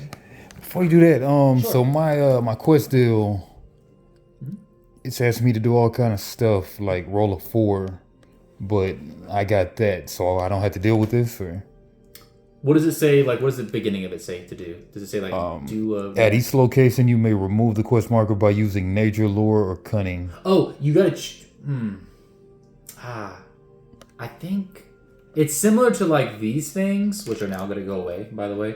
I think, and that's my bad for not explaining that, you would choose one or the other. You'd either do the encounter or you do that. Which I guess you didn't know to do that, so I kind of feel bad. I mean, you can. You want to roll and see if you get it? Since you didn't know. I mean, that's fair. But I wanted to do that thing, so You want to do that instead? yeah. Okay, then fine. Yeah. So I just keep that there? Yes. All right. Yes. Okay. 2000. I'm reading 2000. That's right. 2000. Oh, man, I almost turned to it. 2000. Every knight of Camelot is invited to celebrate the Feast of Pentecost at the Round Table. Every knight may immediately move to Camelot if they wish. Knights who are imprisoned, lost, smitten, or unhorsed cannot move to Camelot this time. Get wrecked. You can't do that. I don't want to. I'm gonna get over there and sip it that way. I don't want to do it either. I don't think. Wait. Where the fuck is my shit at? Nah, right here. Oh, I'm way over there. Yeah, I forgot. Okay, so now do that. King Arthur calls for the feast to begin, but his brother, Sir Kay, rebukes him soundly. "My lord, Arthur," he growls, "at every high feast you have waited for some adventure to befall the court before we commence eating. Shall we break with this tradition now?" "You are right to scold me, Kay," responds Arthur. While they are still speaking, the doors to the hall slam shut. Moments later, the golden chalice covered in a cloth of white samite appears and floats past the assembled knights. As it does, Each knight instinctively knows the name of the wondrous artifact, the Holy Grail. Afterwards, the Grail disappears, and a feeling of loss settles on every knight in Britannia. As the world descends into a barren wasteland, every knight feels the call of the Grail and must respond in a way that guides them, whether to fathom the mysteries of the Grail or to protect the ones whom they love in the absence of the Grail, or to rejoice in the departure of the Grail. Every knight scores destiny equal to their highest skill rank or their highest rank of renown. Okay, so you can get 3 destiny if you want 3. Okay. I'm assuming you want to do that. Okay. Boom. It doesn't matter. I get 2 regardless. And your highest skill rank is 2 and 2. So, yeah, same deal. You would get 2. You are. Do you need a 5? You probably need a 5. Huh? Yeah, take a 5. Yeah. Keep 2, get 5. Yeah. All right. Okay. We did that. Okay. 2000. Yes. After scoring is complete, every knight draws 1 quest card and then gains 1 skill of their choice. So we all get another quest. There you are. You got to. Unless you already have 2 quests. No, you don't. So you gotta get another quest. Okay. And before we get those quests set up, and a skill of their choice. So I'm gonna go ahead and move my wisdom up. We're doing the end of age stuff now? Yes. Okay. Yeah. Get a skill of your choice. You can either promote one or get a new one if you have rank or a position for it. In addition, every knight who is betrothed and has 0 ranks of villainy gains 1 rank of romance. So nobody's betrothed, right? No. Afterwards, first player moves, and then we start again. Okay, so did everybody get a skill? Did you get a skill of your choice? Did you move up 1 or get a new one? Okay, you did. Oh, I did wisdom too. Yeah. Nice. Okay, and then now let's go ahead and set up these new quests that we have. So I have this one, and it says I need to set up. If you agree to escort them, become plague-ridden. You encounter a group of deceased travelers trying to reach the place of power, rumored to provide a cure. If I agree to, I become plague-ridden, and place your quest marker on the location adjacent to the place of power outside your current region. If you do not agree, discard the quest and draw another. Ugh. What is plague-ridden? That sounds terrible.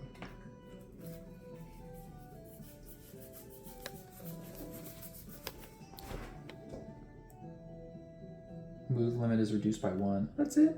When you lose the status, you can't go. Oh shit! Yeah, I'll do that. I'll do that all day. All right. So I move 1 less. And in the place of power outside of my region. So, adjacent to the place of power outside your current, to a place of power. So these are places of power. That's what these things are called. Place of power outside my region. So outside of my region. So I'm in this region, so I need to be outside my region. No, you're not. I am. I'm on. Oh, you're right. Mm-hmm. Okay, so I'll go here. Oh, that's the same place you're going. I don't want to do that. That's not where I'm trying to go. That's where he's going. I'll go here. I gotta go this way anyway. I need 2. Okay, and then 2. All right. Yeah, is everybody else set up their thing? Okay, I got the Ghost King, an ancient tormented spirit drifts through the wilderness. Set up, choose a region with at least 1 swamp and have another player place your quest marker on any swamp in that region. Okay. So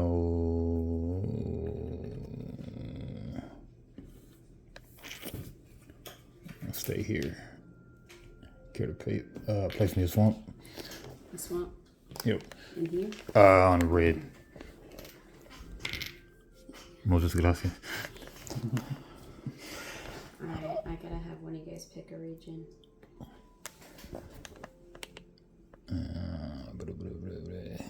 Oh, pick any region? Oh, yeah, you had pick a region. go with these guys. Cornwall. Okay, and then I can place it on any of them. Okay. Very nice.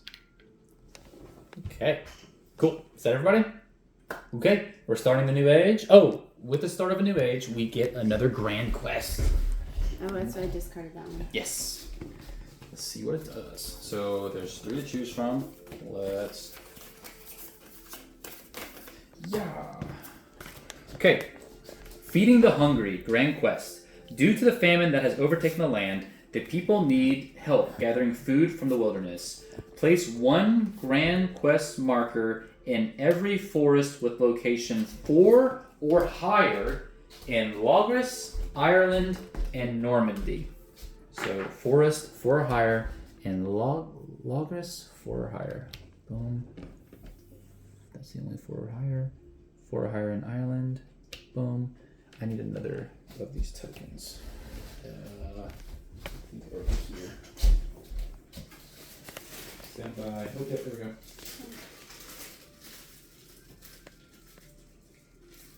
Oh, cool. We have ones that match the age. Never mind. Hold on. I have the ones that look like the whole. This is the age of the Holy Grail. Still haven't watched that movie. Yeah, Maripata. I've seen bits and pieces of Okay. it. I don't even think I've seen it. Did you like it? It was funny. Funny. I watched it when I was like really little though. So it would have been funnier if I was older and understood it more. Can I make sure that I did the right thing here? Probably. So. Oh, yes. Where did I put that card? Did I put it over here? You walked away with it. What did I do with it? Oh, Over here it is. there. Okay. So, 3 total. Oh, and then if there's 3 or 4 players, also place 1 in the forest in Cornwall. So, Cornwall should be where Bri's going. Yep. Boom. Okay. Special encounter. To claim a quest marker, you must hunt or gather provisions using wilderness skill of your choice. And it's going to be a wilderness 1 plus the number of location to be successful. Winning the quest marker grants you a destiny equal to the location number -1. Each time you claim the quest marker, you may, after standard encounter at a city, feed the people to gain 2 ranks of divinity, or sell the food to the rulers to gain 2 ranks of villainy. You may only do this once per quest marker. Grand reward. If all quest markers are claimed, then all participating knights gain 1 treasure. Ooh, that's pretty sick. We didn't do anything with the last one, so I don't know. If we want to do that, that's an option for us. So this one's no longer a thing. Cool. All right. Just an extra thing for us to do. Okay, so you're the start. So go ahead and make the move. When do we decide on that hungry stuff? Oh, we don't decide on it. So you go to these places, and then you can choose, instead of doing a normal encounter, you can roll a wilderness skill, which are the green skills, to try to get 1 plus the number of the location. If you succeed, then you pick up the token, and anytime you go to a city and do a normal encounter, you can then sell the food or give the food to the hungry. It's a lot, but I'll keep tracking. So It's your turn, so first things first, move your things down. So you're no longer but smitten. I moved there. Don't move yet. Finish this first. This happens first. So this is gone. So what happens when you discard that? Nothing, right? It just goes away. Okay, spin's gone. You got anything? Awesome. And then I moved there, but I don't understand this at all. Setup. Did you become obsessed? It's just your setup. It says you need to become obsessed. Oh my gosh. I know. Okay, and then put a skill marker on the tracker on. And also, I would separate these, or you might get confused. But okay, okay. And then it says, okay, so the longer you focus on your current task, the greater the outcome, either positive or negative. Only time will tell. This status never expires. After 4 turns, keep the status marker on the 4th space. Okay. I don't even know what that means. Okay, then it says here, have another player choose a... you already did that, okay. When you reach the location... Okay, automatically, so you don't even do a thing. You just automatically turn to 1324, If you ever discard this quest, you lose obsessed. Okay, so 1324. Here you go. How do I discard it? So if you got another quest, you can discard that quest. Oh. So I'm gonna read 1324 for you. How would I lose obsessed then? You have to discard that quest. I think is what it says. Or It finish says it? maybe. Yeah. Well, actually, I think when you finish it, I think it will discard it. Let's see what happens. 1324. 1324. Okay. All right. You wandered the king's lands as if in a trance, desperate to achieve the object of your desires. When at last you arrive at the place depicted in your vision, you are filled with a sense of purpose, and you know that reaching this location is an omen that will realize your destiny in the fullest of time. Roll a d6. Oh no. 2. Okay. Shit, where was I? Fuck, I lost the place. Oh no. What was I reading? What number was it again? 1324. Yes, okay, sorry. Add your obsessed status number. 3. Or 4. No, 0. You got 0. Okay. And the divine result, and divide the result by 2 rounding down. Jesus Christ. Okay. So, it was 2 divided by 2 rounding down, so 1. Sick. Gain that many destiny points. Okay, so you get a destiny point. Sick.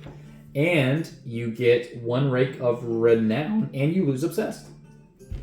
And I'm done with this. Yeah. Okay. Weird. And because you have a quest right now, you don't automatically gain another. Gain a renown. What renown would you like to gain? You want more romance again? Yeah. Okay. Man, you're killing it on renown. Okay, that was your turn. All right, and your turn. You are at the spot where you can do that thing, right, for your quest? Yeah. If you want to. Yeah, let's do it. Okay, what does it say? Do you roll something or something? At each location, you may remove the quest marker by using nature, lore, or cunning. Got neither. Oh yeah, I do have it. All right, so nature, lore, or cunning 4. So yeah, your total plus. So basically, if you roll a 3 or more, you're good to go. So there's. Okay, because that gives me a +1. Yeah. Okay. Do I still get to move after this or no? I don't think so. Probably not. Yeah. Son of a gun. No. Okay. Rip. Okay. I think that's it. Unfortunately. No. I know. There's no fail thing in there. Just nothing. Oh, is there? No, there's no fail. Does it say anything about if there's a fail? If you fail, place one of your plus quest markers on this card. These things here. So basically, the next time you roll, you get an extra +1. Yeah, you just place it on the card. But does He doesn't take it because he does failed. he get that? No, because he failed. If he has to win, but next time he does it, it's going to be easier.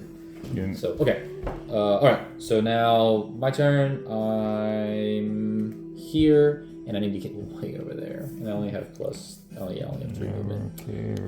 Here we go. All right. So, jeez. I guess it's best to go ocean. 1, 2, 3. Put that one first. Where? Oh, you're right. 1, 2, 3. You're right. Okay. You want to draw one counter for me, sweetie? Oh, I'm sorry. Before you do this, I have to move this down, and because I have the stone, it says I can move it an additional space. So I'll take my plague reading down to 2, and I also fucked this up. I actually have to move here because I have 1 less movement. Okay, so go ahead and draw me an encounter, please. You gotta see the king. Oh, the king. Let's go. He's a Cunning. cunning king. 10-13. Come on, sweet. You want it? Okay, 10-13. One skill.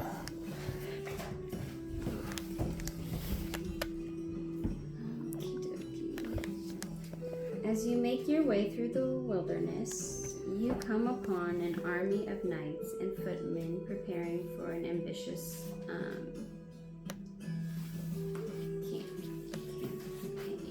Campaign. As you approach, you spy an impressive war tent sporting the banner of Okerny. Moments later, King Lot himself emerges to survey his forces. Spotting you, he sends 2 knights to summon you to his presence.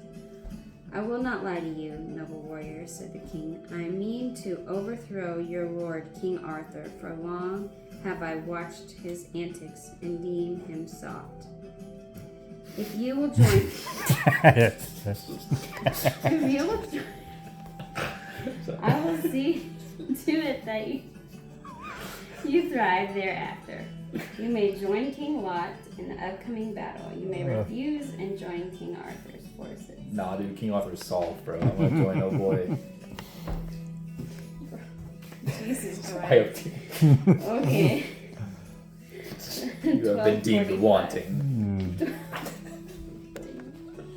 I say 12:40 something? King Arthur's soft, dude. Oh, Lord. Thou art the bitch maid. What's that sword's name? Excalibur? Oh yeah, Excalibur. What was it again? Shoot. Here. Okay. This one. Basically, he can't pull the Excalibur out.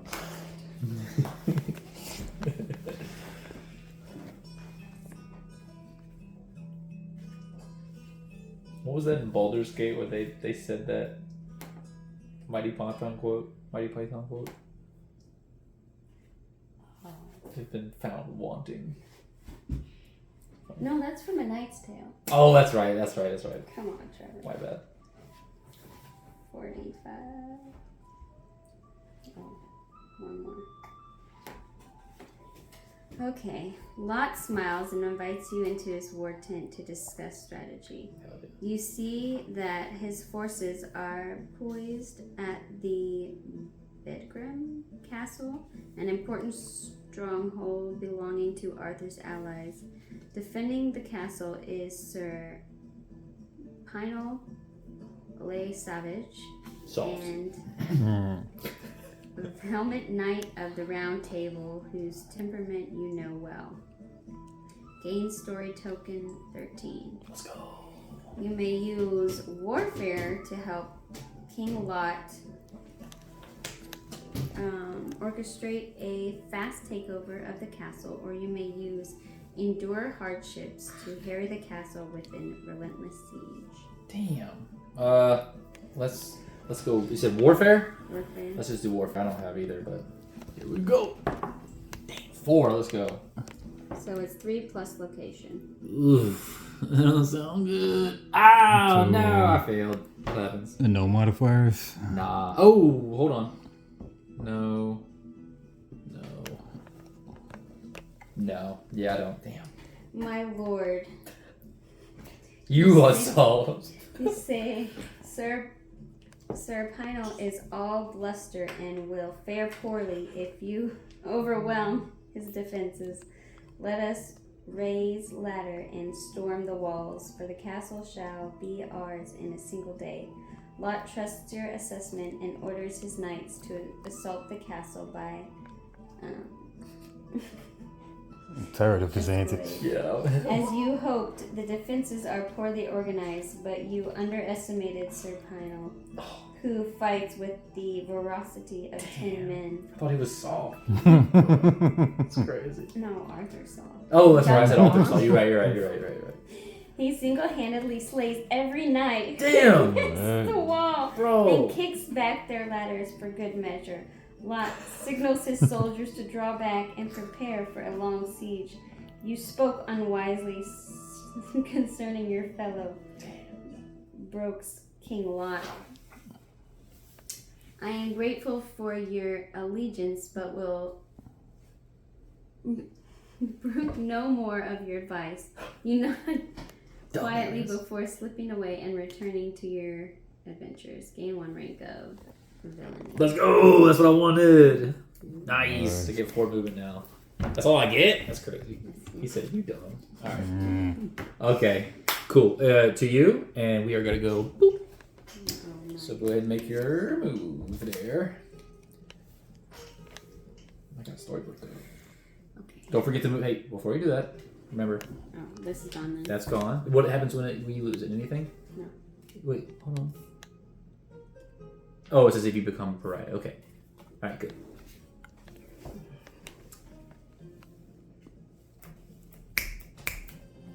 We gotta do these things, man. trying to get treasure. We all get treasure if we participate. Okay. Well, I gotta get back to my quests. Don't forget that if you wanted to do that, not to say you have to, but you can if you want to. Click. Do the thing. Oh, I never got one. Ooh, what's the? So you're in a forest. So 2319. 2319. 2319. Let's get it. Ugh. Oh no, he's ruthless. That doesn't sound good though. No, you good. Brigands. 2319. Okay. As you follow the trail in the forest, you come upon a man wearing a patchwork cloak comprised of fur and other fabrics. Upon closer inspection, you surmise that the odd mantle was reposed from an old blanket. The long-bearded fellow carries a heavy walking stick, and several old branches protrude from his clothing at various angles. You ask him if he is well, and the fellow looks up to you and cackles disturbingly. "Am I well? Nay, good knight," he answers.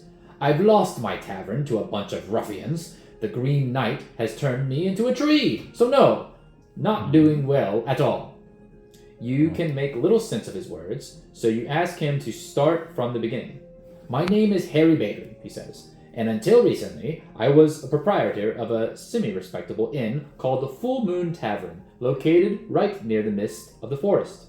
Most of my customers were the rough and tumble sort, an odd brigade of 2 if you catch my meaning, but I kept things under control. Then the Green Knight showed up in our forest and started hiring outlaws to do his dirty work. He wanted them to use my tavern as a base of operations, and when I said I'd have none of it, he turned me into a shrub, and the same as you see me here today. You ask Bailey how he can still walk and talk if he's a tree, and he shrugs. Maybe it just didn't fully take," he suggests, pointing at the branches jutting out of his body. You get 2 options. You may help Bailey win back the Full Moon Tavern, or you may try to cure him of his strange affliction. I'm gonna try and cure him. Sick. I got some magic. 1982. Magic. 1980. Ooh, almost open right to it. All right. Perhaps I can release you from the strange enchantment, you suggest. May I have a look? Bailey obliges and removes his cloak, and you are amazed to discover the branches are indeed growing straight out of his body. You may use magic or nature's lore to try to decipher his condition. Oh, I have both. I'm more nature though. Dope. Go ahead and you want to do nature's lore then? I get more for it, right? Yeah, I mean, yeah. So that makes sense. You get +2. Ooh. Oh! So you needed a 5, and you did not get that. Alright. So, what happens? Nature lore failure. The innkeeper's body is covered in odd marks in addition to the tree branches, and you assume that the spell is poisoning him from within. You try to determine how deep the branches extend into his body. While doing so, you accidentally snap one of the bows in half. Bailey immediately cries in agony, and to your astonishment, the exposed wood bleeds crimson as if it was a human limb. "What are you trying to do? Kill me?" demands Bailey. "Quick! Staunch the bleeding!" You wrap the bleeding branch the best you can, and eventually the blood stops. Bailey returns his cloak and asks you to tamper with his body no more. "Clearly this is something that neither you nor I can decipher at the moment," he says. You'd best leave me be, stranger. I'll just have to wait to see what happens next." You sigh and wish him well, then continue on your way. Gain magic. So go up in magic. I can't. Go up in magic. Go up +2. You have to go up 1 though. Like move it up. You'd be like, that's not a spot. There you go. Yes. Perfect. Good. Okay, we did that. Alright, and it is your turn. You didn't do anything with an encounter or anything like that, did you? No, you didn't. Alright. Do you have any statuses? You don't. Nope. You can try to roll it again. You get +1. Yep, try to roll the 3. Got it. Let's go. So you get it, right? What does it say? At each location, I got 2 of them though. Dope. So yeah, If you you take the fail. marker, You take that one. and then you're done with the quest, so you get the benefits of it, I'm assuming. Oh, I still have that one though. Oh, Yeah. okay. He just told me Yep. with the other one. Guess I'm done. Dope. Okay. Sucks you can't move, but I guess such is the way. Okay. Oh, my bad. So I guess it's to me. So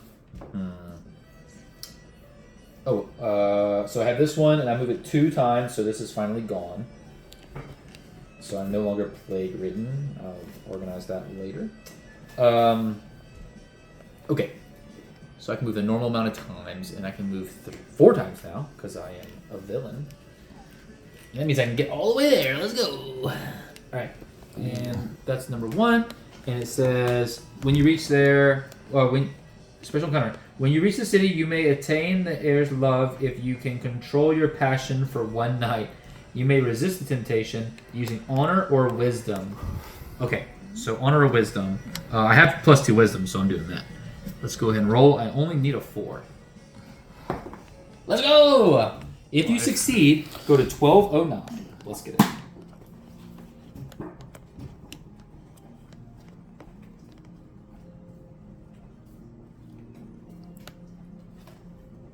Can you read that for me? 1209.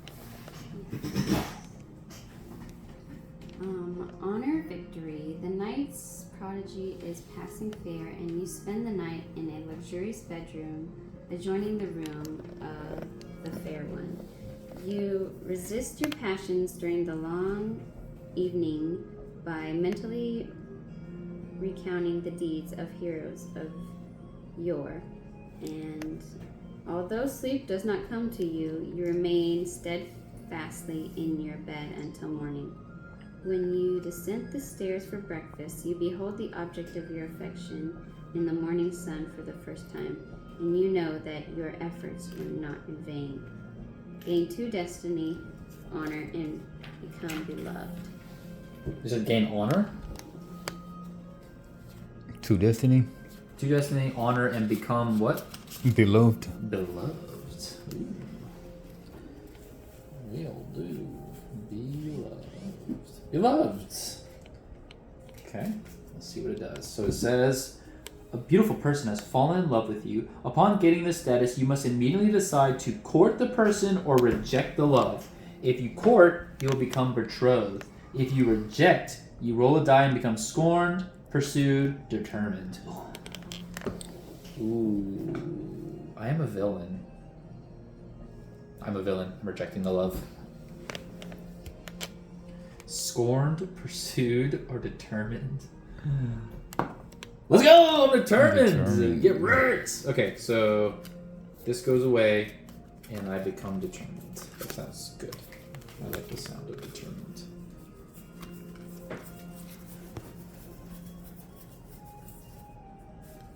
Determined. Whenever you gain 1 or more ranks of renown, you gain an additional rank of the same renown? Oh, that's broken. Good choice. Busted. Good choice. Busted. Okay. So... Ooh, do I have to go down? Once per turn during this session, you may. So I don't have to. That's good. Alright, good. So I don't have to lose that early. Alright.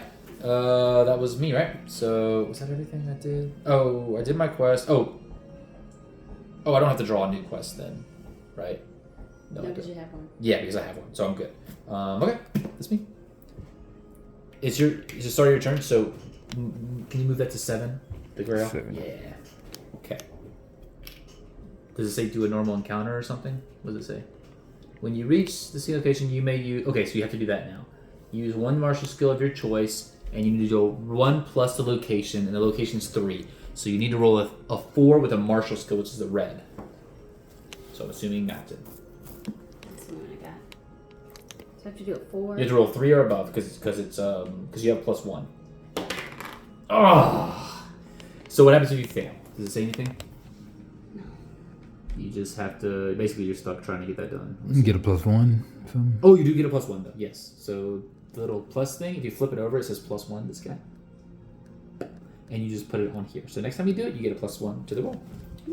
Cool. Okay. All right, and then to you. Making moves. U-Haul. 1, 2, 3. Okay, you're doing the same thing, right? Doing number 2. Oh, okay, So, special encounter. When you reach the location, you may either aid the spirit using piety. Don't have piety. or afflict the spirit using magic. Got that. So I need to hit a 4. If you succeed, turn to 1040. If you fail, place a +1 on it. Okay. So 1040. Blah, blah, blah, blah. All right, so rolling 4. Yep. Okay. With I got a +2, so Just do it more. can't lose. Can't lose. It's possible. No, it's not. Hey! Alright, so 1040, you said? 1040. And it was a magic victory, correct? Yep. Okay.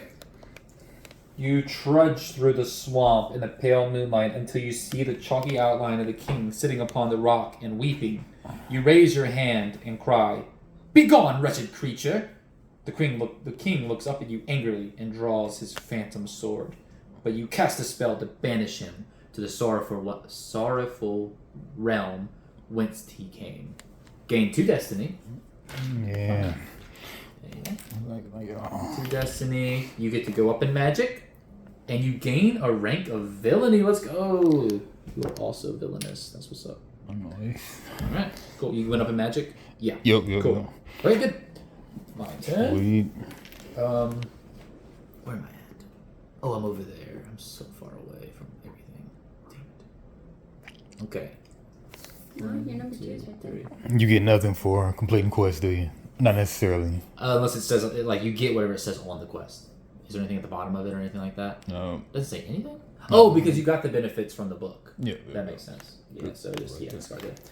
Okay, so I'm assuming it says I have to go to the place of power, but I don't get to go to a place of power unless I have the power card. But I mean, I guess I have to because it says, oh, in a location adjacent to the place of power. So I would actually have to go here. So I can actually make it there. 1, 2, 3. Okay, and then it says, okay, special encounter. When you reach the quest marker, turn to 1311.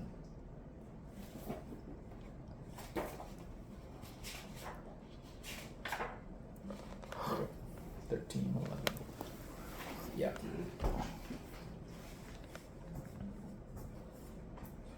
When your companion finally arrives at the entrance of the forbidden place of power, you are weary and suffer from many ailments. You fall into a deep sleep and dream of strange encounters with the otherworldly beings. When you awake the next morning, you and your companions feel born anew. The afflictions plaguing your bodies have faded completely. The travelers rejoice at the miracle and offer to join your retinue. Gain 3 destiny, 1 rank of renown. Hold on a second. Okay. Accompanied. 3 destiny.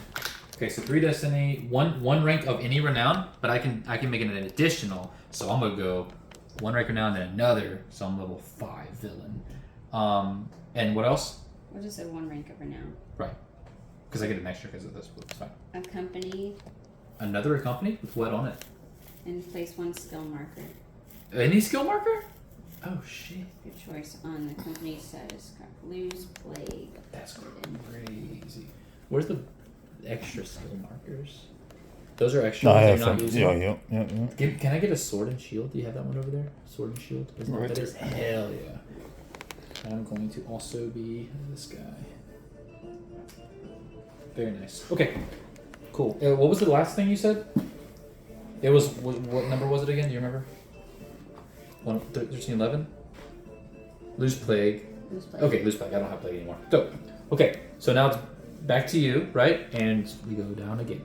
Alright. This is the last turn of the this age. So we got to do some of these if we're going to do any. What is the roll again? 3? You get plus 1 and then plus another one, right? Because what is it? What are you rolling for? Where's your card at? Oh, it's right there. Martial skill. So yeah, martial skill plus location, and your location is 3. So you needed a 3. Now you only need a 2 or more on the roll. Let's go. What happens if you succeed? I just get it. Okay. So I got 3 more to go. 2 more to go. Okay. All right, and then it should be T. Okay. Do I still get 1, 2, 3. Going for one of those deals. Oh, you're doing it. Okay. Is this thing? All right. It says, to claim the quest marker, you must hunt or gather provisions. So you can use a wilderness skill, which is any green skill, and you need a 1 plus the location. Oh, so you gotta roll a 6. Oh, so A 5. So you roll a 5 or more. Good luck. You got this. If you still want to do it, it's up to you. Yeah, like I can only move 3 anyway, so. Okay, you want to do it? Yeah, go ahead. You can also do a normal encounter. It's up to you. Normal encounter. Like, you can do a normal encounter instead of doing the thing, if you want to. Unless you think you can roll a 5 or 6. I'm not gonna hit a 5. Sure. Do normal. Okay. Bloop. So, ooh, a hermit. Okay. And the hermit is mad. Oh, I like my hermits. 1607. Alright, 1607. 17s. 1607. You are startled by a delirious man in a monk's robe rushing towards you. He holds a dead rat in his hand and a basket of fruits laden with gray fur in the other. I found this rat crawling around in my supplies, he said breathlessly. I do not know where it came from, or how many others there are. Help me find and kill these rats immediately. You may follow the hermit to his hovel and help him address the rat problem immediately. Or you may figure out whether the hermit already has the resources to solve the rat problem on his own. You want to go kill some rats, or tell him he can handle himself? Yeah, let's go B. See if he has it already. Okay, 1392. Man, I'm getting good at this. I almost turned right to it. All right. My good man, calm down, you say to the anxious hermit. The hermit takes a deep breath and starts his tale over, explaining how his stores had been diminishing each day until he found this rat. You conclude that he must have a remarkably large infestation.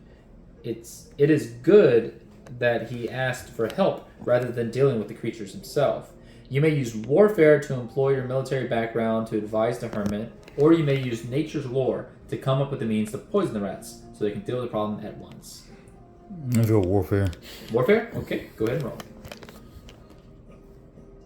Got a +1. Oh! Ooh, yep, you only needed a 4. So did the other deal. We must treat these rats like the enemy soldiers you command. The excitable hermit's eyes gleam with delight as you continue. Return to your hovel, examine the rodents' fortifications, you say. Perceive them as the invading army. Mount your counterattack accordingly. The hermit nods as you outline the battle plan to fend off the rat plaguing him. When you finish, he thanks you, anointing you with an oil and a holy water before returning to battle. Gain 2 destiny. Gain warfare, a rank of warfare. And you also become blessed. 1 warfare? 1 warfare. Okay. And you become blessed. Very nice. Cool. All right. Where am I at? Oh, did I not pick that up last time? Oh, I should have. I should have a new thing. Okay, whenever you roll the die, roll twice and take the higher result, ignoring the dice penalties for atoning beast form and wounded. If you become a curse, lose this status. At the start of each turn, roll the die to add to your skill. Okay. Add your skills in both honor and emotion. If the result is 3 or less, you become disparaging. But okay, so someone, a player places my quest marker anywhere. Okay, it looks like it says whoever has to any location. Damn, bro, that's crazy. That's so rude. All right. Okay. Right. And then it says, at the start of each turn, roll 1 die and add it to your skills in both honor and endure hardship. Damn, I got shit in that. If the result of 3 or less, become despairing. Sorry. But do not roll for this again in future turns. Oh, okay. So I can only come be despairing once. So I have to do this before I even start my turn. Here we go. Okay, I'm good. I'm not despairing. All right, now I'm gonna start my turn. Oh, I need to go there, I'm guessing. Yeah, I need to reach the quest mark. It's so far away. I have 4 movement, though. Okay. 1, 2, 3, 4. Okay. Can you pull a thing for me, please? Ooh, a fairy. Hopefully she's a nice one. Of course. Vengeful. She was a fairy. Vengeful fairy. There's only one of these left, We're gonna. Well, we will in a second. 2110. 2110. Here you go. 2110. So we got to switch. 2110. Mm-hmm.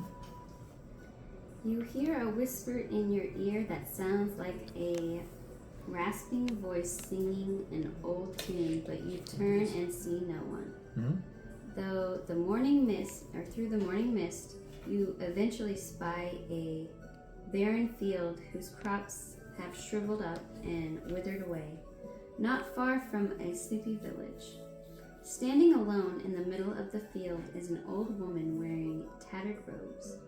When she starts singing, you recognize the raspy voice again. You approach her, and when she turns to face you, you are momentarily disarmed by her hideous face.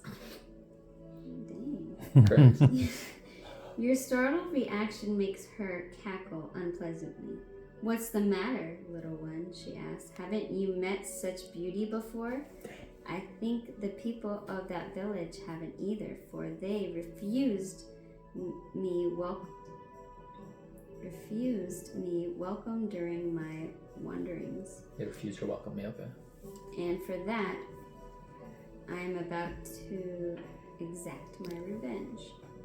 Just as I withered this field, so will I make the whole region barren, for that's what hast done, my dear, when they feel slighted. Care to join me for some merriment? Fuck yeah, You dude. may join the hag Yep. in her mischief. Let's go. You may try to defeat the hag by calling upon supernatural powers. You may court the hag, hoping to soften her wickedness with your love. Nah, she's based. Let's go. We're doing the hag. Mm-hmm. Oh gosh. Number 1. 18. Villain. I need to use the last villainy.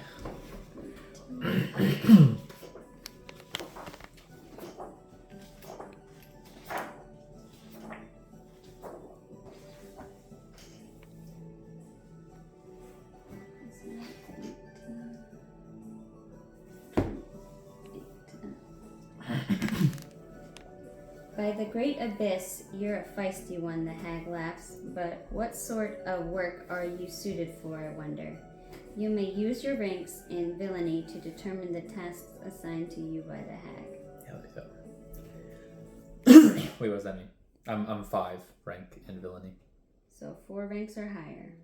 Let's go. Oh yes, you're a grim spirit, and that's no mistake, muses the hag. I gladly bestow upon you the power of death this day. Go forth and greet every villager you see.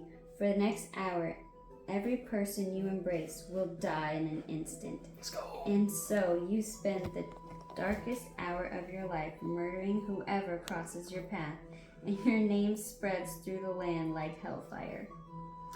Gain 4 destiny, warfare, magic. That's the most destiny so far. You said warfare? Warfare, magic, hunting. Damn, can I even gain? Oh, I can get rid of something. I will take. I ain't honor. I ain't got no honor, dude. 1 rank of villainy. Lose all ranks of divinity. Become a I don't have any divinity. Oh, I become a pariah? Let's go. Okay, did I do everything? I'm sorry. You said warfare, 1 rank of villainy, lose divinity. I got my my what you call it? My destiny. Is that everything? And then I become a pariah, right? Yeah, you're pariah. Okay, let's see what happens when I'm a pariah. Dude, I'm maxed out on villainy. I'm the big bad. Now you are. Pariah. Where's pariah? Pariah. Pursued, plague-ridden pariah. If you enter a city, you must immediately make a skill check, martial skill, or become imprisoned. At the end of your turn, you may become atoning when you. Oh, damn, that's rough. Okay. Damn. I was supposed to have. They could put me in jail. What? Oh, you're right. Yeah, my bad. I mean, we've been doing it, but sorry. All right. Good thing I lose 2 of these at a time because of my special thing I have here. All right. Is it your turn now? So we've ended this age. We're going to the last age. So these things are gone. We weren't able to do this. That's all right though. They're gone. They're gone. I know. I was just about to do it. All right. Let me start the next age. Okay. So this one goes away too. Yes.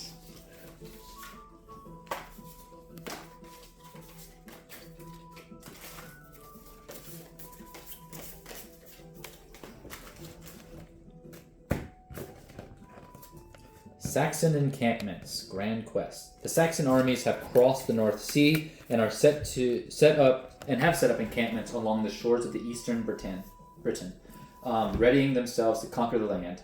Place 1 Grand Quest marker. Where are the Grand Quest markers? Did I already do them out? No.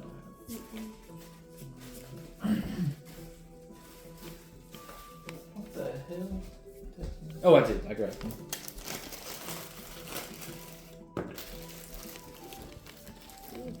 So fast. I've been shuffling cards my whole life. You can't do that. They all just go together. Alright. So place 1 in the plains northeast of Binoy, Scotland. Binoy, Scotland. This is Scotland. Yeah. And the plains. So the plains are going to be like the yellow ones. So this one. Yep. In the forest of Joyous Guard. Joyous Guard, it should be right south. In the forest, so one right below it, I guess. And the swamp east of Camerlard in Logos. So Logos is the big red one, and Camerlard, you will go to the swamp east of that, so that should be the gray thing. Cool.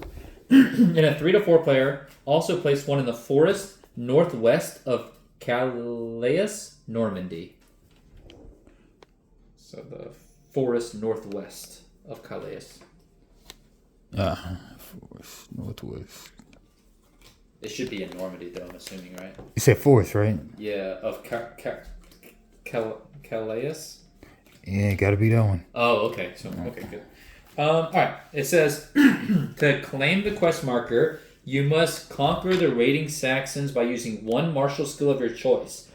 On a strike an alliance with them by using 1 courtly skill of your choice. The martial or courtly skill has to combine to make a 6 from your roll, so that's pretty good. Cool. All right, so that's something we can do. A&B. Martial skills are the red ones. Courtly skills are the yellow ones? Yeah. Okay, and you are now the first player marker. Alright. So you will start us off. Dope. Don't forget to... And what's the benefits for this one? Oh, there's like reward. Winning a quest marker grants you 4 destiny and 1 rank of romance. Nice. Okay. Did you have a counter on blessed? You should have. See, starting at 0. Okay. And then at the start of this turn, it should go down to 1. Okay. There you go. Okay. And what does blessed do for you? Anything cool? I get to roll twice and keep whatever I want. Oh, nice. Okay. Keep the higher. Yeah. Dope. Now, everybody gets that or just one person gets it? Whoever goes to these things and does that. Anyone can do it. You just have to go to these locations and try to either fight them or try to become friends with them, the Saxons.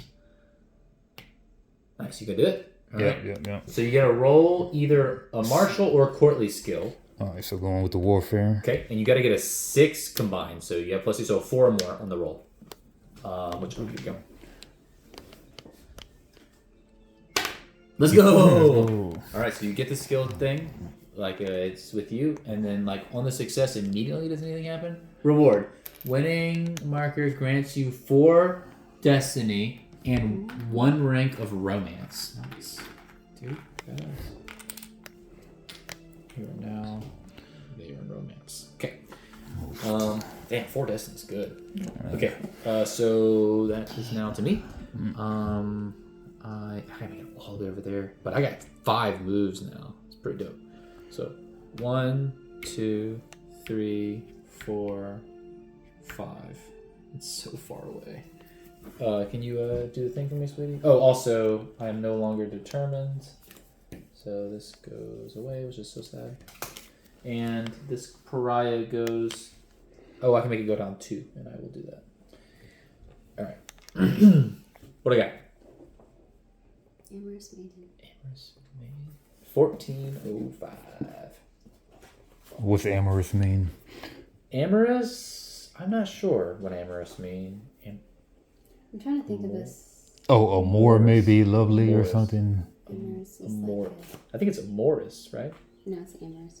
Amorous? I think that's amorous. Amorous. That's gotta be amorous. Because vowel, consonant, vowel makes the first vowel long. Amorous. I think so. Anyway, 1405.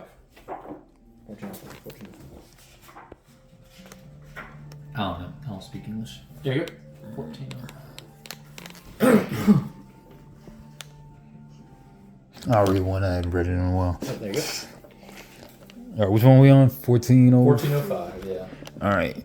You crest a hill and are greeted by the pleasant sound of pipes and drums. A wedding feast is underway in a small village, and scores of guests dance and make merry. As you approach the festival, a young page offers you a garland.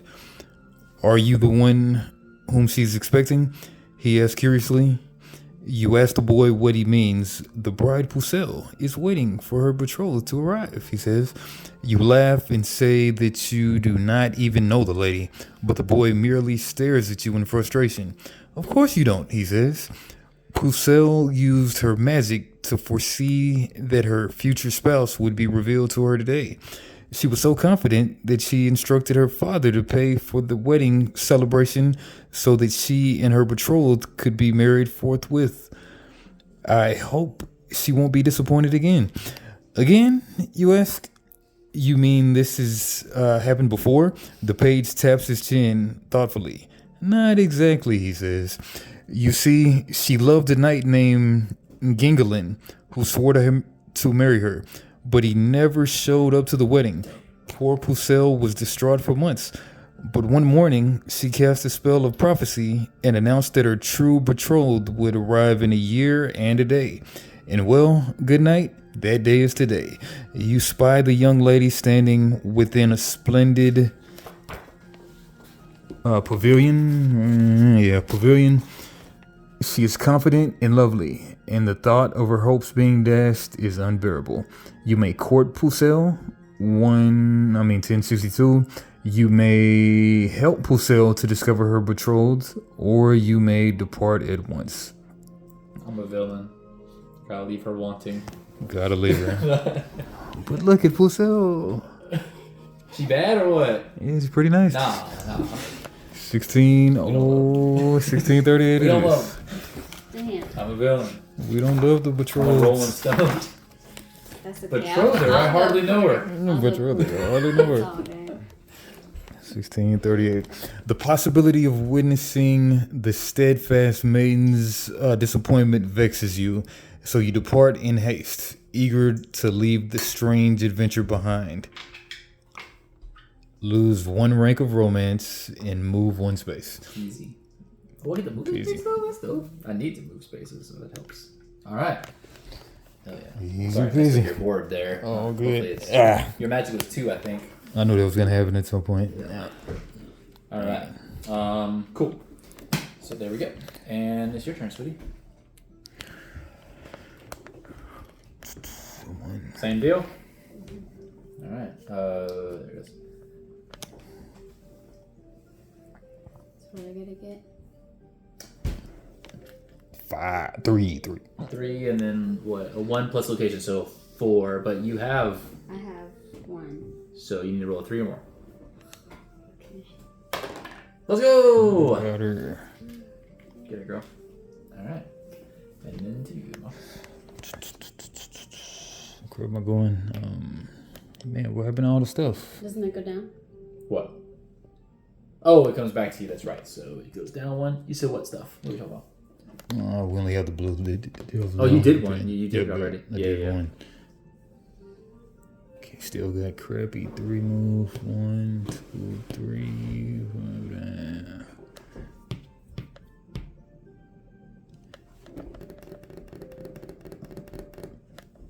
Oh, you still gotta go to that place.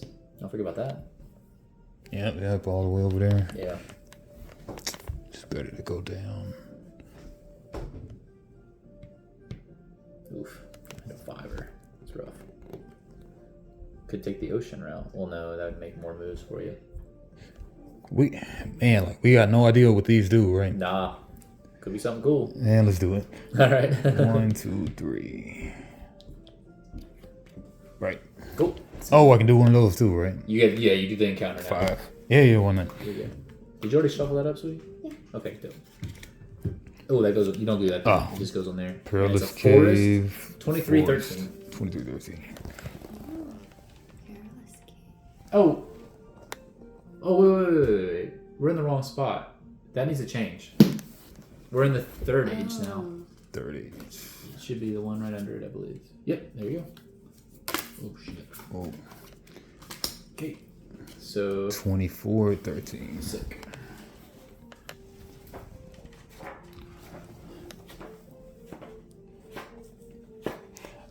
Y'all ever played Abyss? Do y'all have Abyss? Okay. Mm-hmm. 24, 30. Y'all ever played Unmatched? I think I have. That's the one where it's like a bunch, but like there's a bunch of different ones, right? Like Yeah, like at the you can play. adventure. Oh, sick! Yeah, no, I've never played that. 2413, right? 24. Yeah. Okay.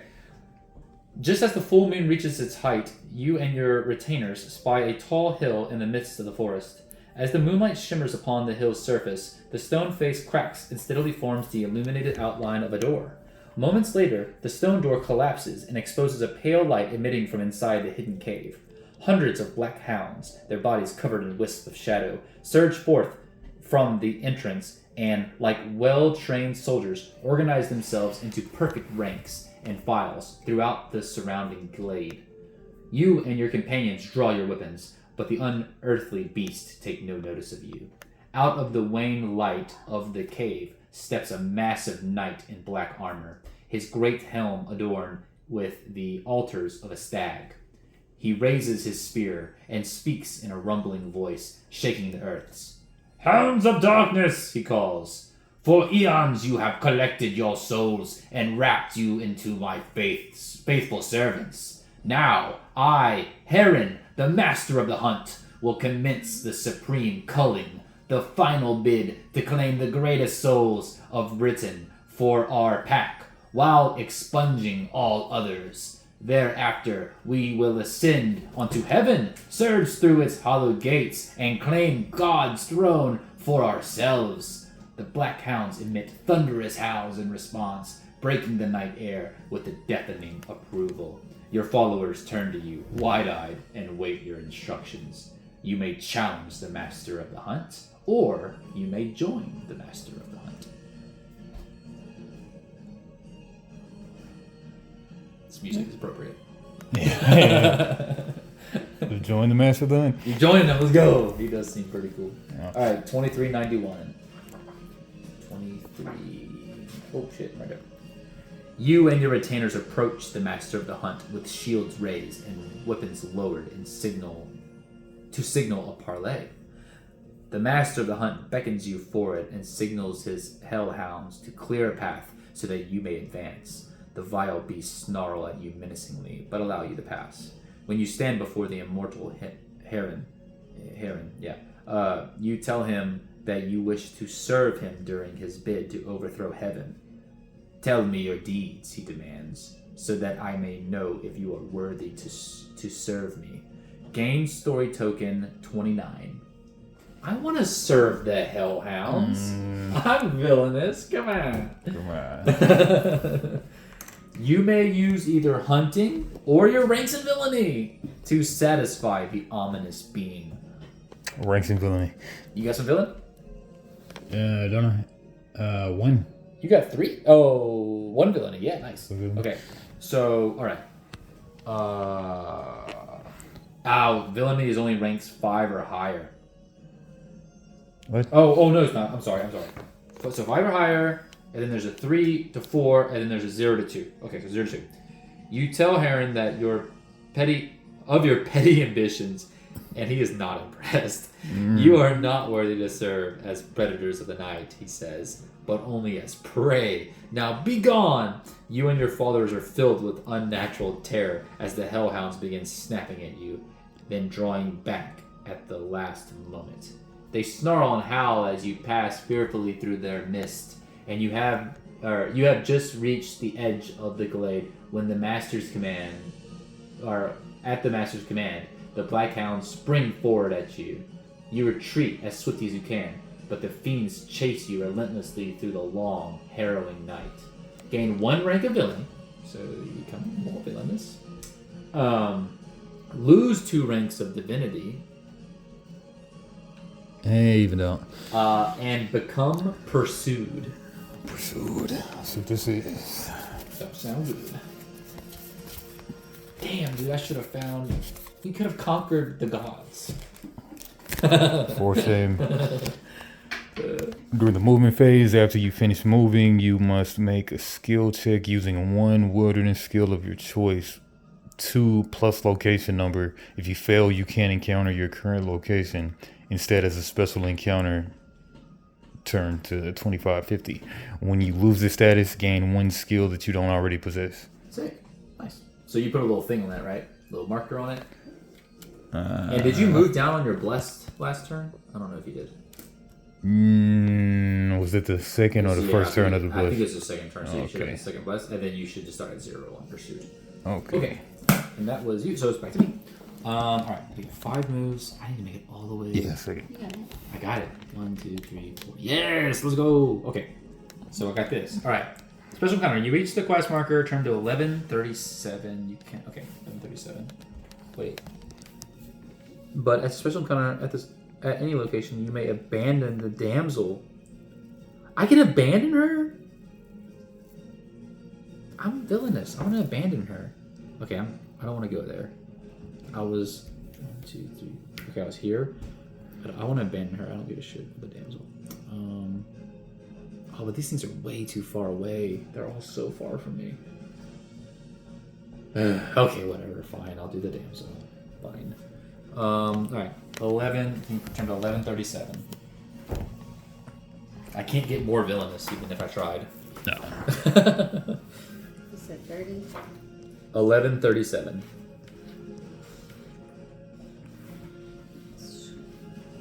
As you round a bend in the path, the hideous creature lets out a gleeful cry and points to a small hole in the ground.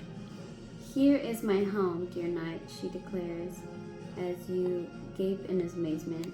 I thank ye kindly for enduring my presence for such a long journey. You are too out of breath to respond as she winks at you and claps her hands.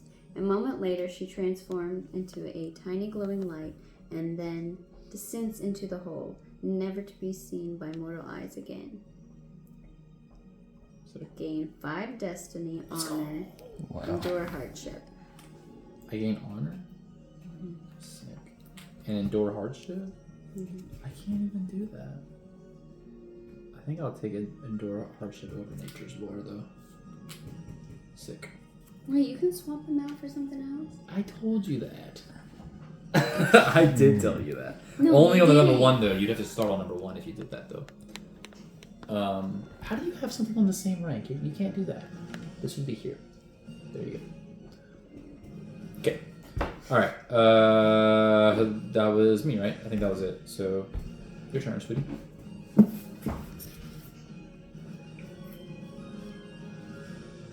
think this time I just have to get a 2. Yeah. Let's go. Yeah. So you finish it. What happens? And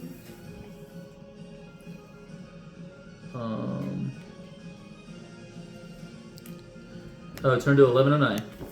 then I get a skill though, right? Skill. Gain 1 martial skill of your. Remove the marker from the land. On marshals. That location. Gain. You're supposed to do that every time. Have you not been doing that every time? No. I got all 3 of them too. Remove all markers from that location. Gain 1 martial skill of your choice, so only red. So you can go all the way up to 4 with that one if you want. Nice. Okay, now we go to 1109. It's that late game stats. Oh, yeah. 1109. Okay, here we go. That's a short one. As you turn away the third party of raiders and force them to sail back to the lands whence they came, you breathe a sigh of relief for having saved the people of the coast from the persistent menace of the Saxons. Wait. Oh yeah, Saxon raiders. That's what it was. Gain 3 destiny and a rank of renown. So any renown. You can go up in romance. Oh, I'll leave it for you. How much did I say? 3? 3. And I'm assuming you want to be more romantic? Instead. Yeah. Okay. I'm gonna do this for 5.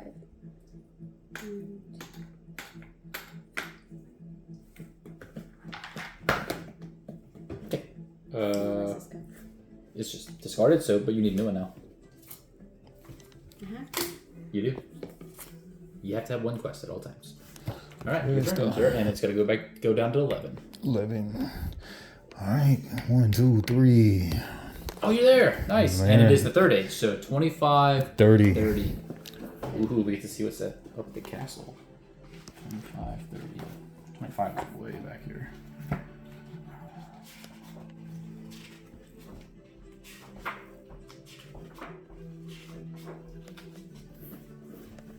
Oof. When you arrive at the secluded castle of Morgan Le Fay, you are impressed by its majestic construction amid the mountains of Cambria. A long bridge traverses perilous terrain on the way to the castle gate. As you cross the bridge, you notice cracks in the surface that indicate a period of neglect. The main portcullis seems stuck, half raised on rusted chains. You carefully slip beneath the gate and enter the main hall. Gain story token 18 and story token 19. The room is filled with dust and cobwebs, beneath which you can spy exquisite architecture and vacant suits of plate armor with visors raised. You sense that this was once a magnificent palace, but apathy and disregard have stolen its luster. At the far end of the hall, you see a mature lady sleeping in a throne of dark wood. As you step towards her, her eyes open warily, and you are struck by her ageless beauty.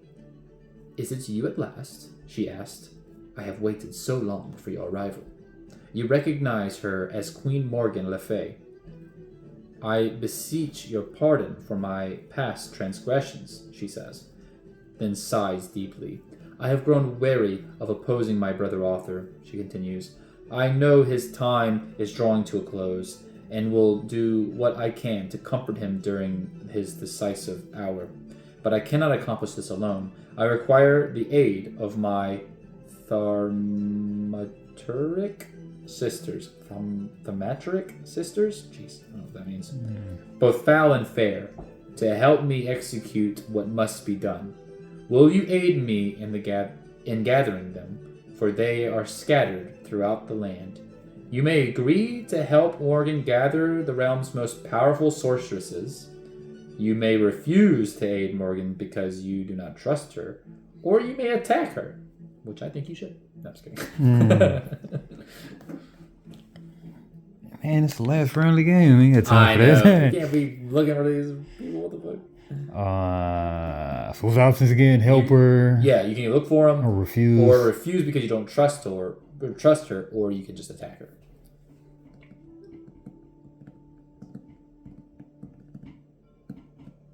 And refuse. And let's see what happens if she says if I help her. You want to try to help? Yeah, let's see. Sure. 2148. She's probably gonna be like, all right, you gotta go to all these fucking places. Ain't nobody got time for that. Yeah, nobody got time for that. I got bronchitis. That's a death sentence back then. 2143. The plague. Oh shit! Did I fuck up? What was that place again? I think I might have fucked up. Morgan's Castle. 2530. 2530. I think I fucked up. So I was reading that. 25.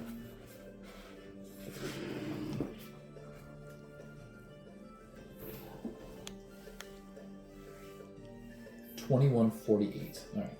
2148. 2148. I will follow your commands if they are free of deception, you say, Morgan smiles warily. I know that I am not always worthy of trust, she says, but I ask you to oblige me nonetheless. She walked over to a large table overspread with a map of Britain and surrounding lands.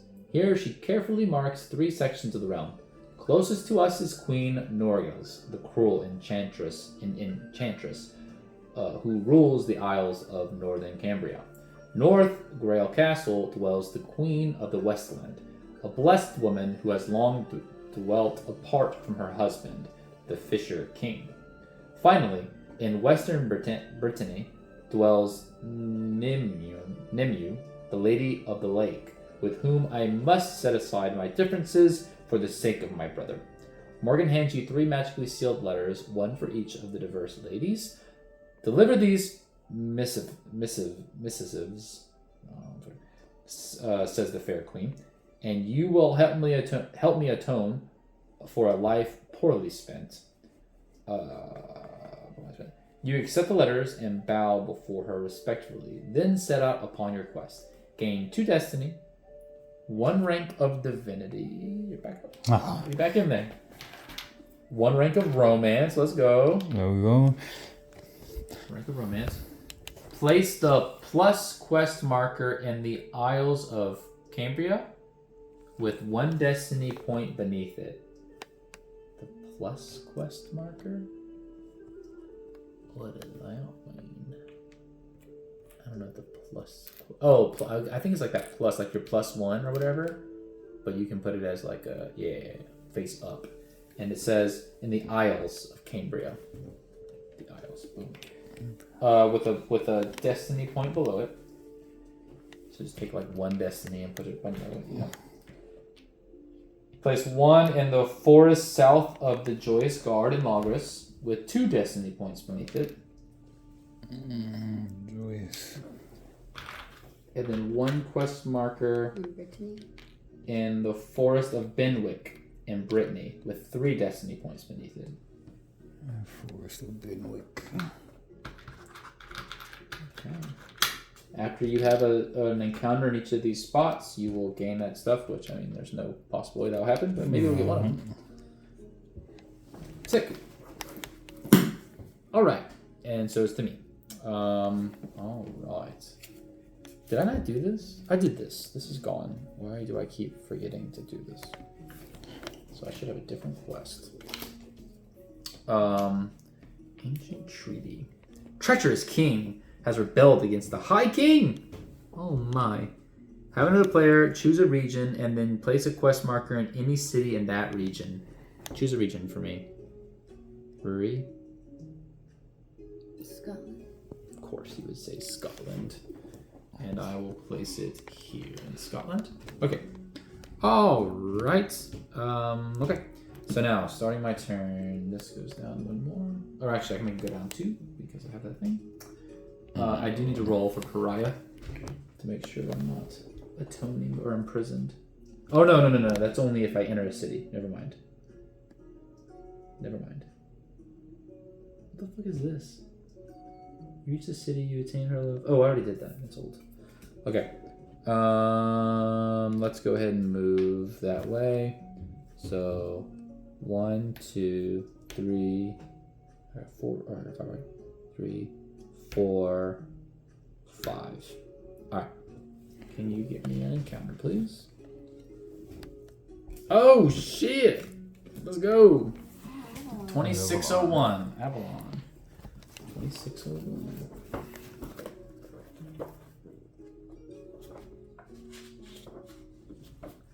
This game has a lot of replayability. Wait, is it this one or is it that one? Oh, that's when you get there. That's when I get there. 2601. 2601.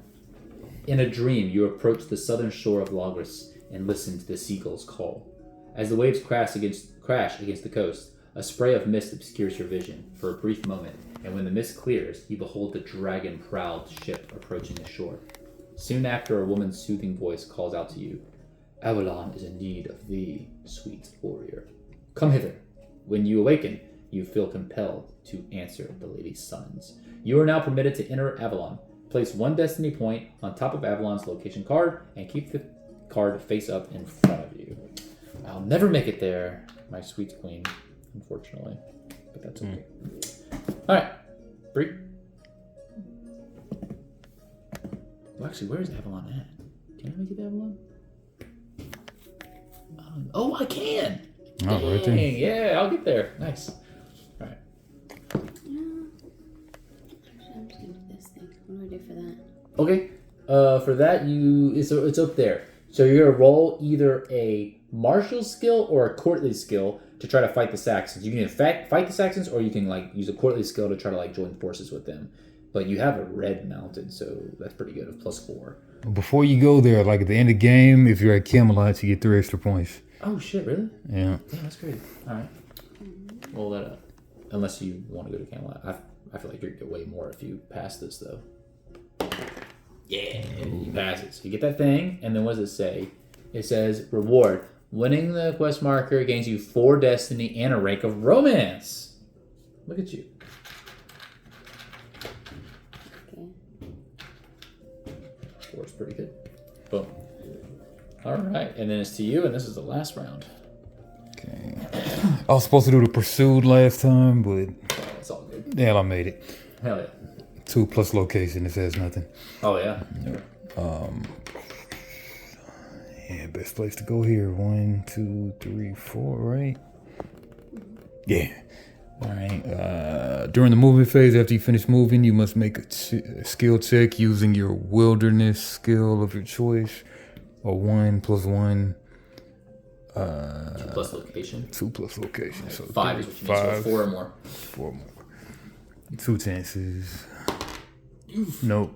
Second chance. Blessed. Hell yeah, let's go. Blessed. Okay. Yeah. Yeah. All right.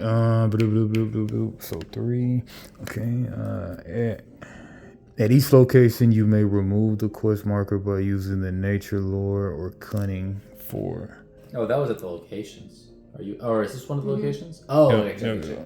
All right. So I guess I'll roll for the 4 for nature lore What did you just roll for?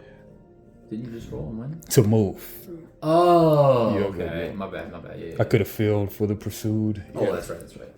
Okay, so I need a 4. Yeah, 4. A 3.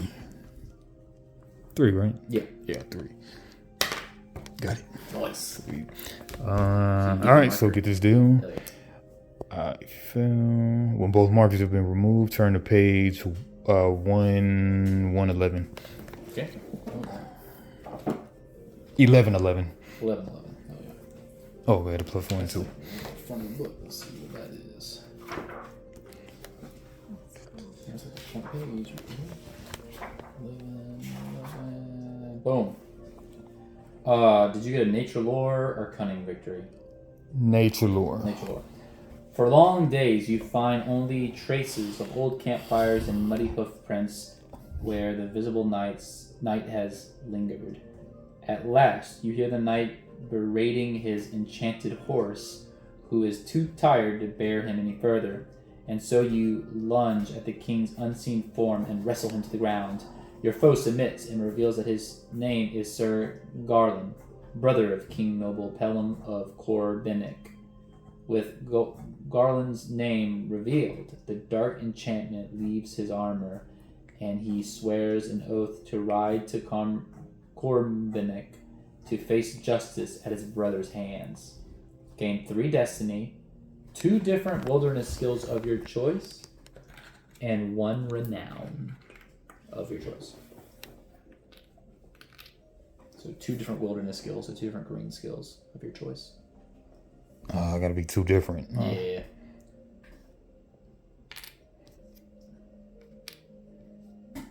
Nice. And what renown do you want? I'm assuming romance is your highest.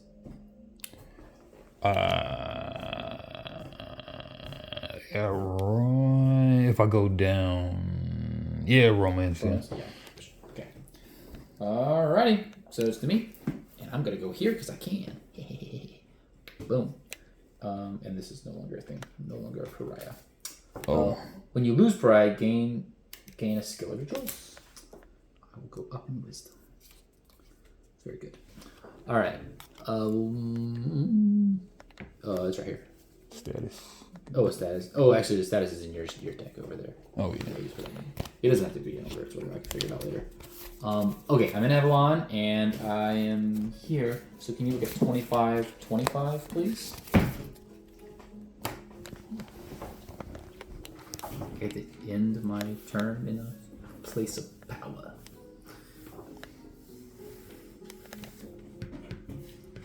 Okay. When you arrive at the southern shore of Lagos.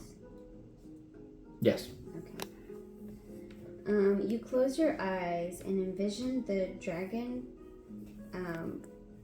prodded ship from your dream. When you open your eyes again, you behold the majestic vessel approaching the shore. You board without delay, and soon you leave the coast behind and are surrounded by mist so thick that you can no longer see the surface of the water. You fall into a deep sleep, and when you awaken, you behold an island obscured by silver clouds. A wondrous castle rises up from the pale vapor, and waiting before the front gate stands a woman with golden tresses that reach down to her naked feet. She holds up her hand in greeting. Welcome, fair knight, to the Isle of Avalon. I am Lyle, the one who summoned you. We are preparing for the arrival of your liege, King Arthur, after his final battle. He saunters here as prophesied when the world was young. You pause, astonished by her words. Has Arthur already faced Mored in battle? You ask in dismay. Lyle shakes her head. Nay, good knight, she assures you, but after the war, he will be escorted here by 4 powerful women, including his sister, Morgan Le Fay, who seeks forgiveness for her long towards him. Your liege will have suffered a devastating wound from which no earthly hand can restore him, but we will serve him here, treating his wounds, sustaining his life, and perhaps one day long from now, returning him home. You furrow your brow. Why have you brought me here, milady, you ask. Should I not be home preparing to fight that self-same battle? Lady Lyle smiles. We each have a part to play in the unfolding of destiny, and we require a knight of your talents to help us prepare for the king's arrival. Our healers need the assistance of a skilled herbalist or mystic to produce an ointment essential to Arthur's survival. In addition, our ruler, Lord Guagamar, fears that the Dark Fae will invade Avalon to ensnare Arthur's spirit, and we are woefully unprepared for such an incursion. We beseech your help with these tasks. You may help the healers prepare the magic ointment. You may help Lord bolster Avalon's defenses. You may undermine the efforts of Lyle, and so that Arthur's life will not be preserved. Goodness. Alter it so his life will not be preserved? Hell yeah, that sounds like a villainous thing to do. 2709. Dang, that's like way I didn't look. I'm the ultimate baddie. The baddest around. The baddest of them all. I am the baddest of them all. You consider ways to secretly hurt Arthur after he arrives in Avalon. You may use magic to encounter the maiden's healing efforts, or you may use warfare to sabotage. Warfare to sabotage, or what was the other one? Magic or warfare. Damn, I ain't got no damn magic, bro. Oh, I got +1 to magic. And it's the same. Nah, I'm batty. I'm gonna go warfare. Let's go with the dice. I'm about cap. I'm about to get blasted. 3. Damn. 4. I rolled a 4. Or I got a 4 total. Busted or what? Am I busted? Damn, dude. I was soft the whole time. Lyle leads you through the marble gates of the opulent city. There, in the main hall, you behold Lord Gallimard, positioned upon a resplendent dais. Before him stand 12 female knights in rich armor, each wielding a spear and a long shield. When you enter, they pivot to face you. The leader of 12 knights identified herself as Borica, the legendary queen who smote the Romans in centuries past. Long have I dwelt in Avalon, and I serve now as its chief warlord, she says. We welcome your counsel as we brace ourselves for the battle to come. As you train with the 12 knights, you are careful to suggest tactics that you know will prove insufficient against the Dark Fae, whom you have encountered often in the past. But Bianca is a shrewd tactician, and she catches your purposefully suggesting a maneuver that she knows would be useless against any foe. At her command, the 12 knights overpower and arrest you. Lord Guigamar is filled with wrath and banishes you from Avalon. We will dispatch you to one of our allies in the mortal realm, he roars, with strict instructions to hurl you into the darkest hole that they find. Gain warfare. Choose another player to move you to any city in Ireland, Scotland, or become imprisoned. Damn, dude. They got me, bro. Crime doesn't pay. So he had to hit a 5 to succeed? Yeah, I think so. Okay. Yeah. I fucked up. Yeah. The baddest of them all. Not bad enough, apparently. You want to move me to a city, babe? It doesn't really matter. I mean, I'm not going to get another turn. You might as well just take your turn. I mean, I just want to see what happens since I'm imprisoned. Probably can't move, I'm assuming. What the fuck? Oh, there it is. Cannot move. Hey, look at that. I can try to escape, though. That's pretty sick. Nice. Do not pass go. Do not collect $200. It's the last turn, babe. It's all you. What are you doing? This quest is lame, so I don't want to do it. Don't do it. Fuck it. I'm just going Live your life. to... Going to the mountains? Mm-hmm. Let's go. Draw a thing. Hell yeah. What's the mountains? Mountains is 24, 26? Yeah. 24, 26. Let's see what you got. It's the final one. Better be something cool. 24, 26. I like this guy. I think this game's really cool. Mm-hmm. 24, 26. I feel like no matter what, you always get something good, even when the shit's not the best. Wary of both warfare and wandering, you find yourself marching through the mountains at dusk. Atop a forbidding peak, you come upon a castle that shines softly with uncanny radiance. Feeling yourself drawn to the eerie stronghold, you enter through its massive gate and glance about its shadowy ward. At once you become aware of figures approaching through the gloom. 9 women in woolen cloaks, some young maidens, some wizened crones, appear before you. "Greetings, splendid knight," rasped the old hag. "To what does our coven owe your visit? Are you a practitioner of the dark arts? One worthy of a witch's instruction? Or are you here on behalf of these foul peasants below, who recoil from our sovereignty? You may convince the 9 witches that you are a malevolent affiliation, or you may attack the witches on behalf of the local peasants." No. You think you bad enough? I'm a witch. You think you a baddie? Okay. 2094. Why couldn't I couldn't find any of these bad ones? Crazy. You just go to jail. Yeah, what the fuck? It's crazy.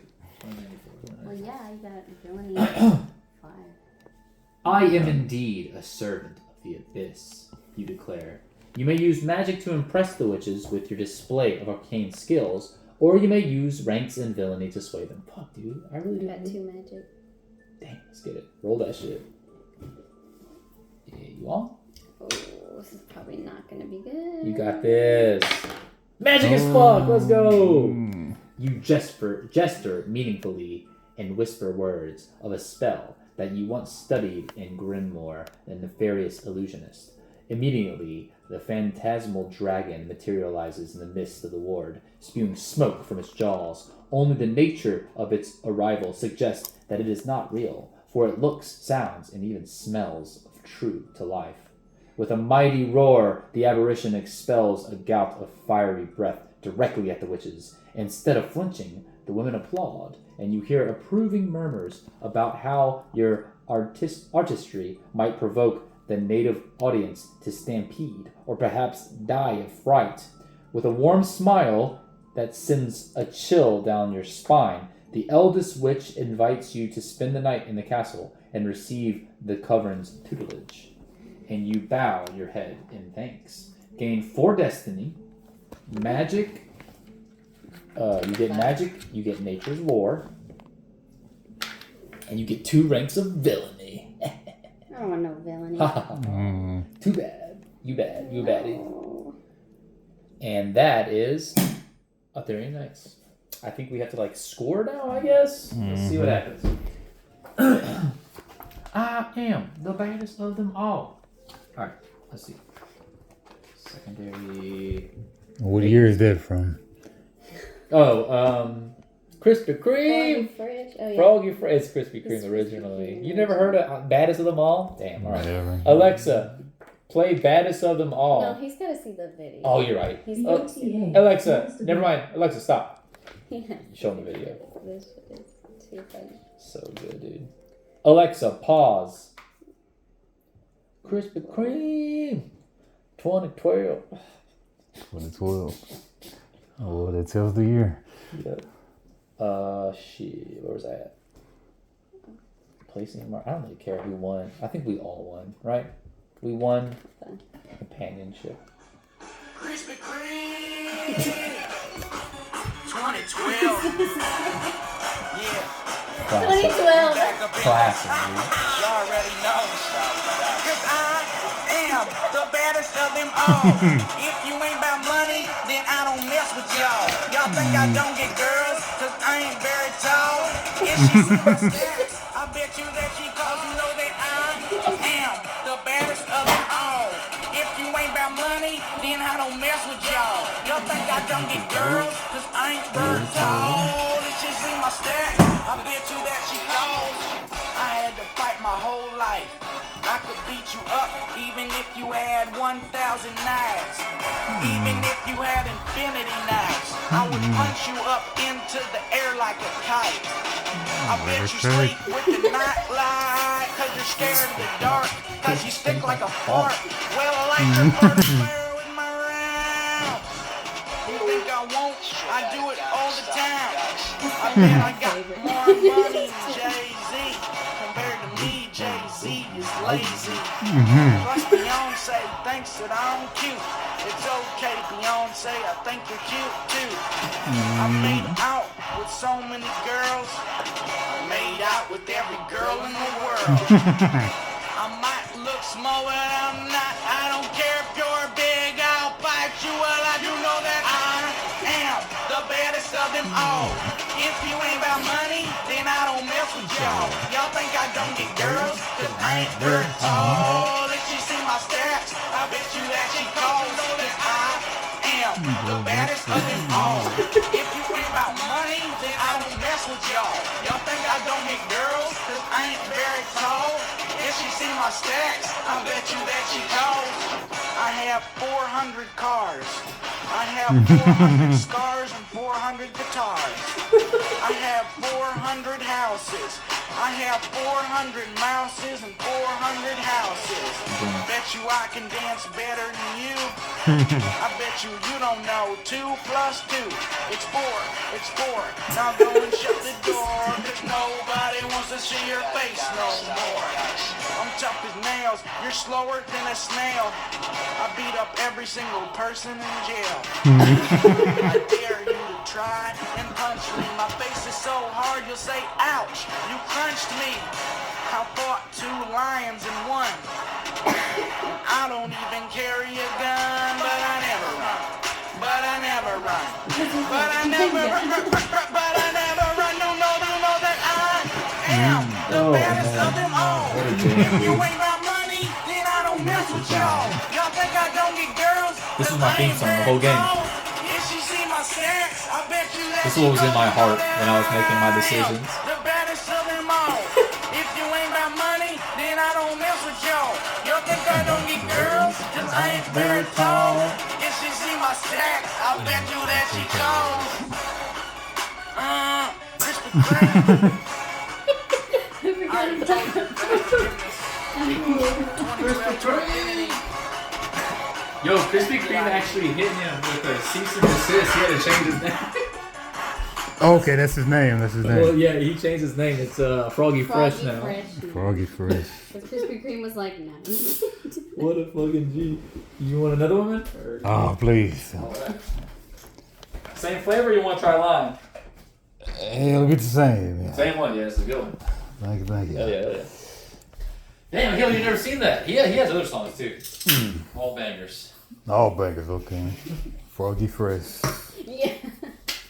Alright, what's up now? FKA. But I mean, we still got to score it up though. Oh, yeah, my bad.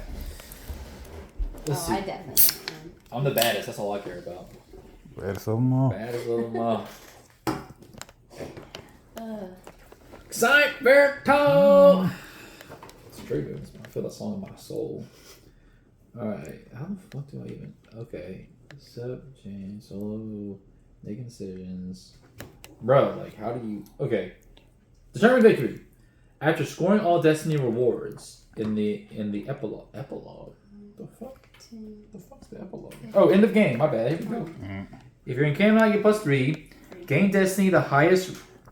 equal to the highest rank of renown. So I get 5 more Destiny. Or 6 Destiny. Let's go.